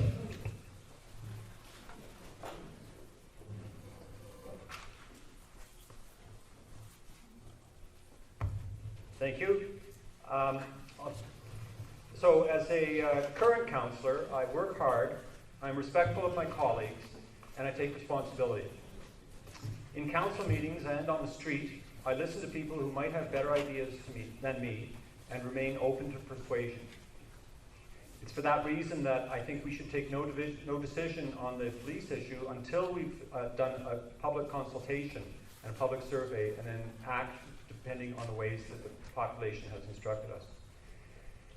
A pet project that I would like to see happen is that at Rockwood Terrace in Durham, where the county bought 30 acres for the Rockwood redevelopment, they're only using 5 for the current project. So they've got 20 or 25 extra acres there. They're primarily responsible for affordable housing within the county, but I think we should be pressuring them and working with them in partnership to see more affordable housing developed around that property. I think it's ripe for that sort of development, and an opportunity that doesn't come along every day. Going back to business as usual on many of these issues is not an option. These are complex conversations that we need to have about a range of topics. They're complex and they're not black and white. I believe that being honest, open-minded, open-hearted, and collaborative is our best strategy for finding a path forward together. Thank you.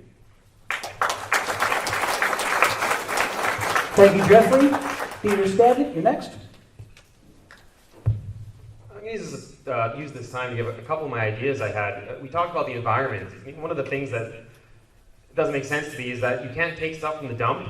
And there was a perfectly good 6-foot ladder at the dump, and the idea that we're just throwing all of this waste, and people want to take it. Some people, it just needs a $10 part on an appliance, and they throw it out. Someone who's handy can repurpose that and bring that back to the community. The fact that we can't do that is insane, and that's a local solution that we can change. In terms of local solutions to bigger problems, the housing thing, I'm not going to hold my breath for higher levels of government to solve it. I see people in their 20s, 30s, even 40s can't afford to get a house, can't afford to move out. We have large swaths of rural land, and people are a lot of times not having kids or one kid. They're living with smaller accommodations.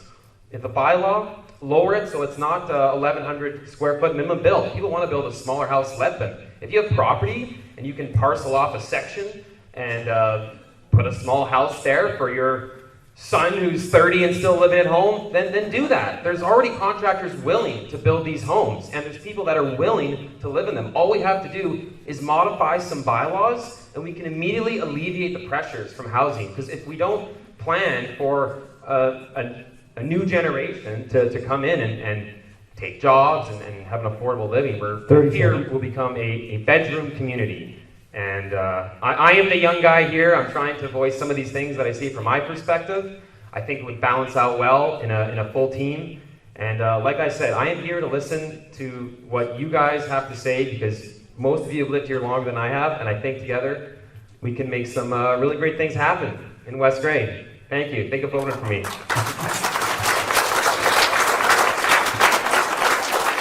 Thank you, Dieter. Christine Boyce. I believe we need to get back to basics and make things simple and not be so complicated. We need to use common sense and be more self-sufficient instead of counting on the government to lead us and make our decisions for us. I'd rather rely on the good Lord and my own common sense and critical thinking. When it comes to government, I believe less is best. West Grey is a beautiful area, and I want to see it thrive. Thank you. Thank you, Christine. Paige Cruson. Hello. You're taking words right out of my mouth, Dieter, on your comments about the affordability of housing around here. That is one of my big concerns. The affordability of groceries, just the affordability of living here. Living anywhere, honestly, in Canada right now. And I think we need to look at addressing that. I don't know how much we can do on a local level, but there are some things we can do with our bylaws to encourage live-work units, to encourage tiny homes to be able to be built, and to, there used to be a time where you could build the basement and live in it for a couple of years before you had to build the first floor. And then people would live in that, and then they'd add on a room on the back, and they'd slowly grow their house so they didn't have to take on a mortgage for a $900,000 house straight out of college.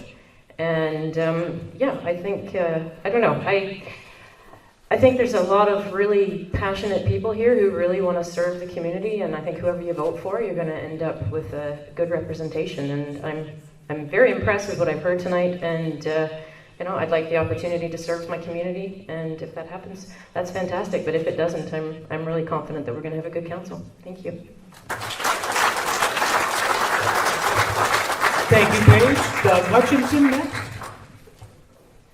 Thank you.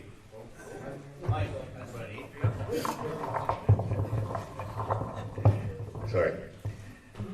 As West Grey continues to grow, there are many plans and reports that will help us steer this growth. As a third-term councillor, I want to see us complete our asset management plan, which will give us direction on the replacement and repair of all facilities and infrastructure. Our official plan review is underway, which will help guide the growth in West Grey, and it's right now it's on the website that you can have input on. I also believe that the completion of an economic development strategic plan with Grey County's guidance is important. I also feel it's important to continue on with our community improvement plan, which a lot of businesses have taken on and help to spruce up their business, whether it's facade or whatever. That these grants will help us to work on improving our downtown cores.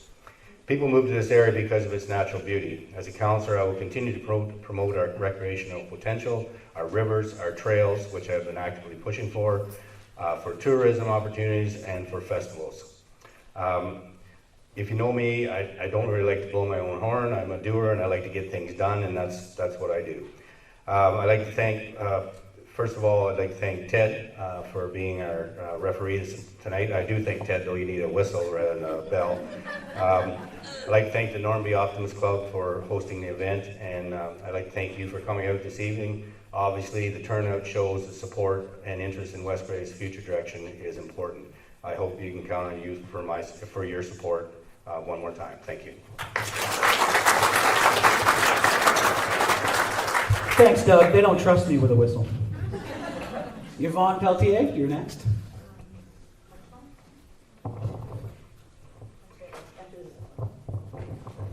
Okay, so tonight's discussion was really instructive and helpful, especially for someone who's running for office for the first time. So I am really running on my skills as well as my commitment to climate aware and fiscally prudent solutions to some of the issues that were raised tonight.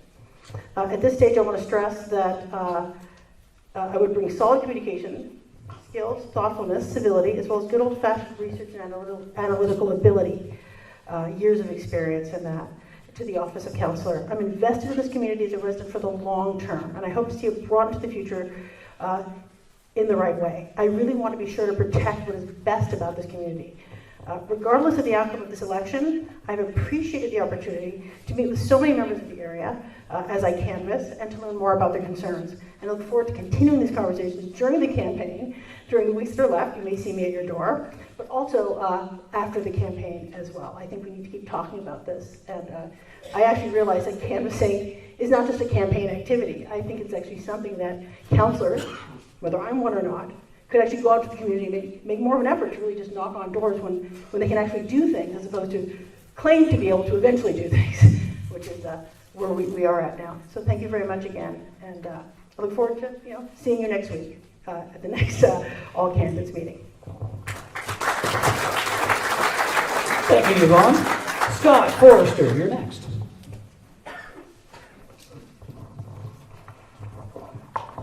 All right, I might not be the most elegant speaker up here, but hopefully you can tell by my volunteer work and my subcommittees I'm on that I have a huge heart for this community.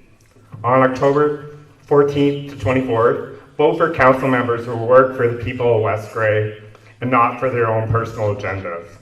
Let's bring a common sense approach to West Grey Municipal Council.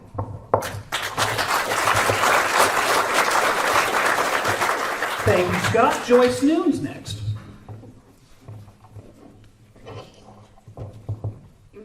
In closing, I'd like to express my appreciation for the general public's comments and concerns addressed this evening. I'd also like to thank you for giving me the opportunity to be part of this open forum for the upcoming election. I am seeking this position to continue with challenging and meaningful work. My life and personal experience have instilled my passion for community service. It takes passionate volunteers that love and enhance their communities, and I can't thank my fellow volunteers enough for their dedication and the work they have completed to better our community. I like to be an advocate for those volunteers and let them be recognized. I feel I have the experience in public service and the motivation to make an effective impact in our community.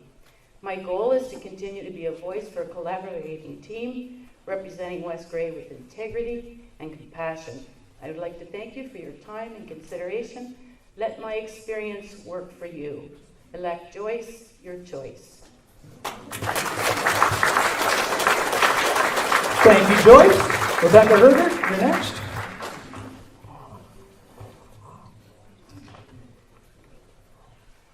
In closing, thanks so much for coming tonight and listening to everyone discuss, listen, and ask you to participate in the future. Every single one of you has an opinion. I've heard a lot of opinions over the last 6 years. We really have to figure out how to work collaboratively with the municipality for the people's benefit. I know that every single one of you wants to know where your taxes go, and I can trust you that I'm eyes wide open, very aware and attention to detail about where our budget money is being spent. I'm happy that West Grey has so much choice up here. We will have the cream of the crop, the best of the best will represent West Grey in your next council. I know our community wants to see what they're paying for. I know that their community wants to be heard. Our community wants to be heard. And I am aware of the lay of the land. Sometimes there's a reason why we had to do things a certain way. We don't have to do things the same way forever. I think 20 years post-amalgamation is a great time to have a review of our budget, of our services, of our departments, so that we make sure, as members of council, that we all are giving the best value for every single hard-earned dollar that you work for. In closing, I will just reiterate the opportunity for public input on the police services, October 1st to 14th, West Grey website for more information and how to input. I promise you that next year, we will have a budget and we will have policing in West Grey. Hergert 22. Thank you, Rebecca. Doug Townsend.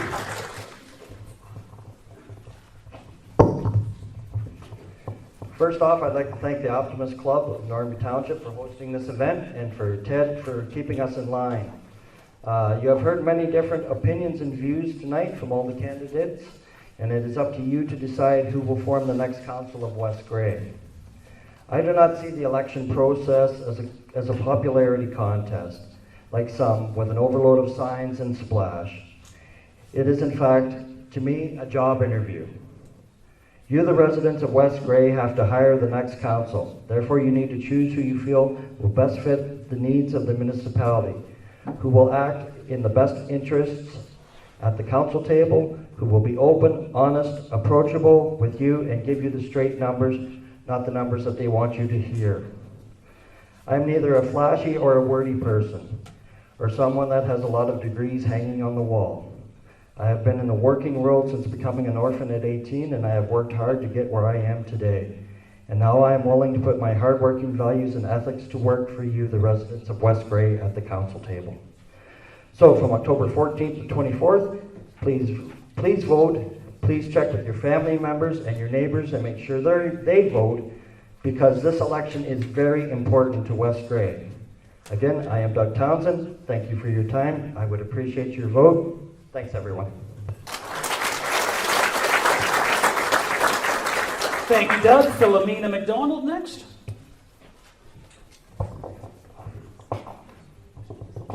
And I thought I was to save the best for last, but I guess that's for you. For those of you who don't know me, I've lived in West Grey for 21 years, and I have seen our skyline change from factory closures, school closures, to now an increase in home building. My 20 plus years experience in business will benefit you through our continuing rises and falls. My strong communication skills and customer service skills will help enable us towards reaching our goals. I will promise to work well with my council members, show respect, and at the end of the day, know that your tax dollars are being spent logically.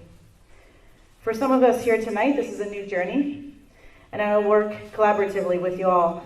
Choosing your leadership is not an easy task, but I appreciate your time in doing so. I have a positive attitude towards building a strong community. West Grey is growing rapidly, and building affordable homes and growing our shopping experiences, working with small businesses throughout West Grey are important attributes to keeping dollars and people living in our community. Keeping our community safe with our experienced police force will help tie in together a community that I want to spend the next 20 years in. In October, please vote for me. I want to be your connection and your team player in council. Have a great evening. Thank you. Thank you, Philomena. Stephen Moyle. Thanks. I just want to highlight a few other things I've been researching and I would focus on. One, on council, I would encourage our CAO in all ways in creating clear benchmarks for staff and new hires to help improve budgeting, reporting transparency, and staff retention, and leading to better service for you. Two, in housing, I would promote secondary units in the new West Grey official plan, helping seniors stay in their own homes much longer. Three, for youth, I would sponsor a West Grey Youth Summit to learn exactly what the youth are thinking about where they live and what they need to better serve their own communities and plan for their futures, perhaps leading to a West Grey Youth Advisory Committee that helps groom the leaders of tomorrow. We're here because we're daring to dream. So now that we're in this room together, let's dream bigger. We're not at home in front of the TV. We're here in the room because we have the power to listen. So we have the power to build, to bring together a community that wants what's best, not just for us, but all of those who follow us. I would be honored to be your voice on council and help you build the future that you dare to dream of. So thank you for your time tonight. Come October, vote Mayoral like the mushroom, also a fun guy. Thank you for your time. Please stay open, stay free.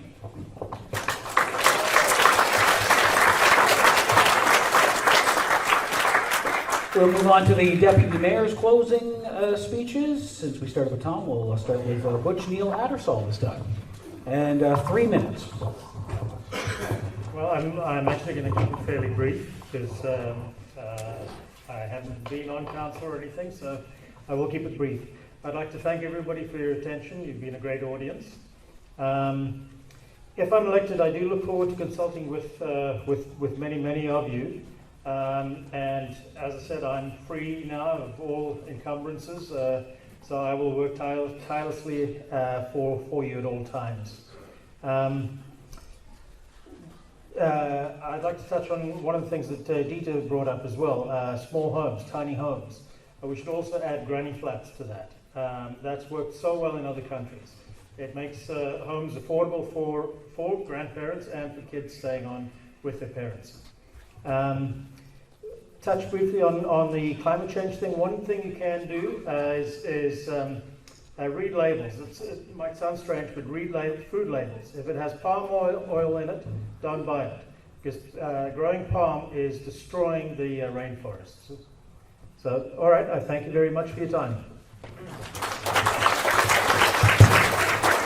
Thank you, Neil. Tom? Thank you, Ted, and thank you for refereeing tonight. And I want to thank the Optimist Club for hosting this event. And last but not least, thank you everyone for coming out and showing your interest in municipal politics. In the next term of council, I'd like to host a special meeting in all areas of West Grey in year 1. And that is going out and that is engaging with the community, which we did 4 years ago. And what we want to do is I want to find out what your vision is for the future of West Grey. And let's sit down. We can do it in Newstead, Ayton, Elmwood, Durham, and we were also in Glen Elk. We need to continue, to improve on our climate action as we work towards net zero by 2050. The decisions today and tomorrow should position us to accomplish our goals in the future. We need to work with the county on dealing with homelessness, drug addiction, and mental health in our community. We need to work on affordable, attainable housing and to find solutions and incentives for our developers that are willing to partner with us on making this happen. As we continue to grow, and we are growing, we will need to continue to upgrade our infrastructure across the municipality. Our infrastructure supports all of us, including farming industry, tourism, and our emergency services. Road closures or any water crossing structures is not the solution. Let's map out our future and get it right. I'm prepared to continue on with full enthusiasm and energy for the next 4 years as your deputy mayor. I want to deal with the many challenges ahead of us and make common sense business decisions. And that's how I handle myself. I have the leadership skills required to be your deputy mayor. And I do want to say this is our community and this is our future. From October 14th to the 24th, vote for Tom Hutchison as your deputy mayor. Thank you all. Thank you, Tom. We'll move on to the mayors. Kevin, you'll start this time. Thank you very much, Ted. And I found that interesting that an individual coach that has coached hockey and myself coaching hockey for many years, thanking a referee in this arena for a change. It's because I have my glasses on. I've seen referees have their glasses on. That's never helped them on the ice. You're good here. Thanks, everybody, for coming out this evening. It has been an opportunity for you to see who is running for council, and I appreciate your participation in that this evening. Also, I'd like to thank the Normanby Optimist Club for putting together the effort to host this and not ringing the bell too loudly on a lot of people. Yeah, I think it could have been banged just a little bit harder on some.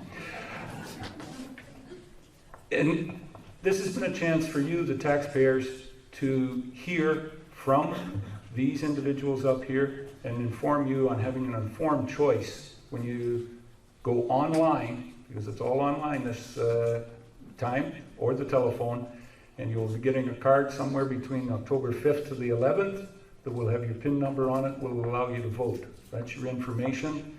If you haven't got one by the 11th, phone the municipal office. They'll find out whether you're on the voters list and be able to get you signed up on a card. I appreciate the chance of being here tonight to highlight why I'm running to serve you as mayor again. It's for 3 reasons. It's leadership, it's getting back to doing what the property tax dollars are regulated and meant to do, and it's to start budgeting more frugally, getting the job done with the dollars. I've been mayor for 12 years. In those 12 years, I never brought a budget in over 3%. A lot of years it was under 2%. The last 4 years, we've gone from 3.7 to 6.8. It's not acceptable. West Grey has been my home my whole life, and I'm committed to serving this great community as I always have. Around the council table, we need to restore common sense and focus on making decisions in a timely fashion. I will collaborate well with my council members that you elect, and we'll budget in a fiscally responsible way.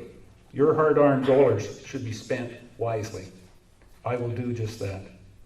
Once again, thank you for your participation this evening, and to return leadership to the mayor's chair in West Grey, vote Kevin Eccles, October 14th to the 24th.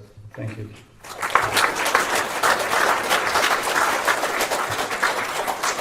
Thank you, Kevin. Stephen Townsend's next.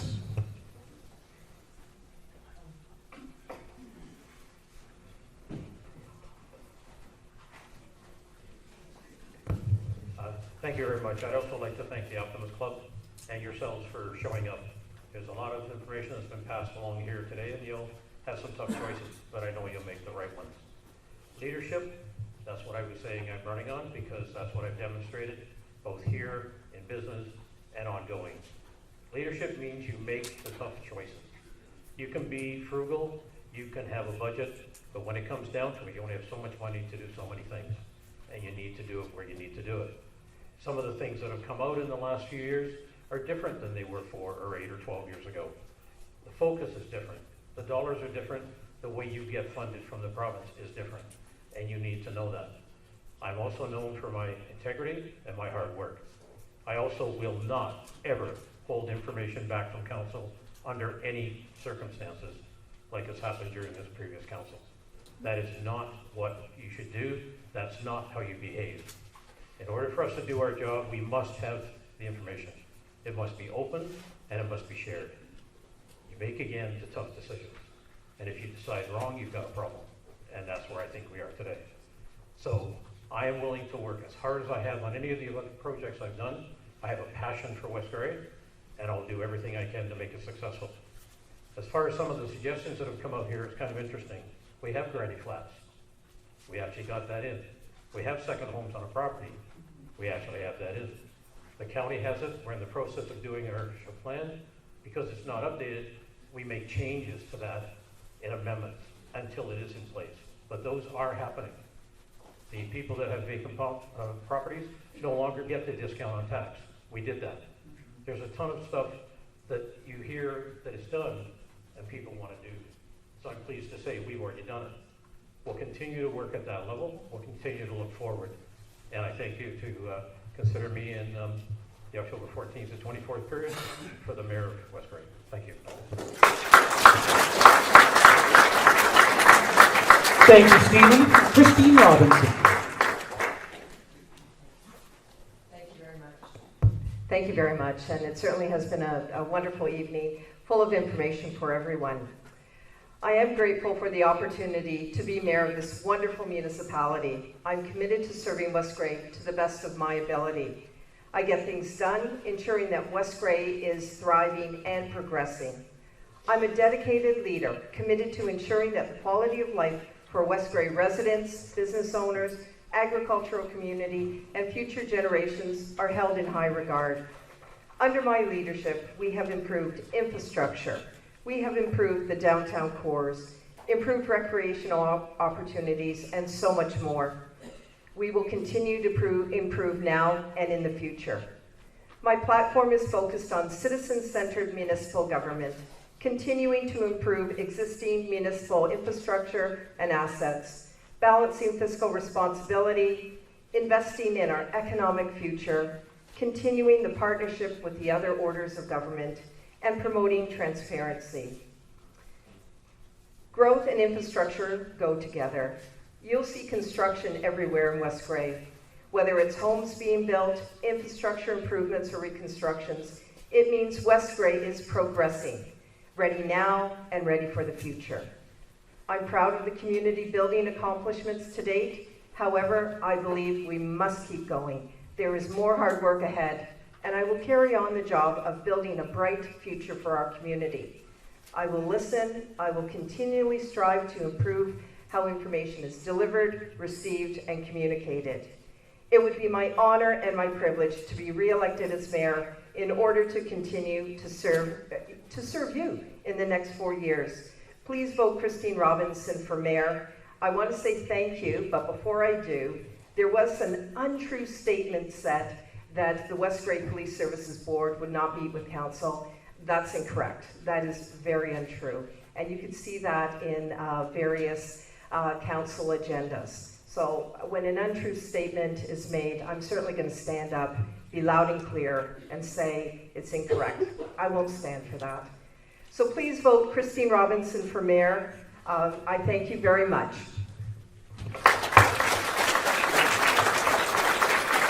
Thank you, Christine. Ladies and gentlemen, that concludes the all candidates meeting for tonight. I would like to take this time to thank everybody who volunteered from the Optimist Club, who made this night possible. If it wasn't for them, we wouldn't have this opportunity tonight. I'd like to thank all the candidates who were at the table here. We know just how much hard work goes into this, and more importantly, we'd like to thank every single one of you. It's because of you coming out here and participating in our democracy that makes this place a great place to live. Have a great night, and we'll see you all when we see you.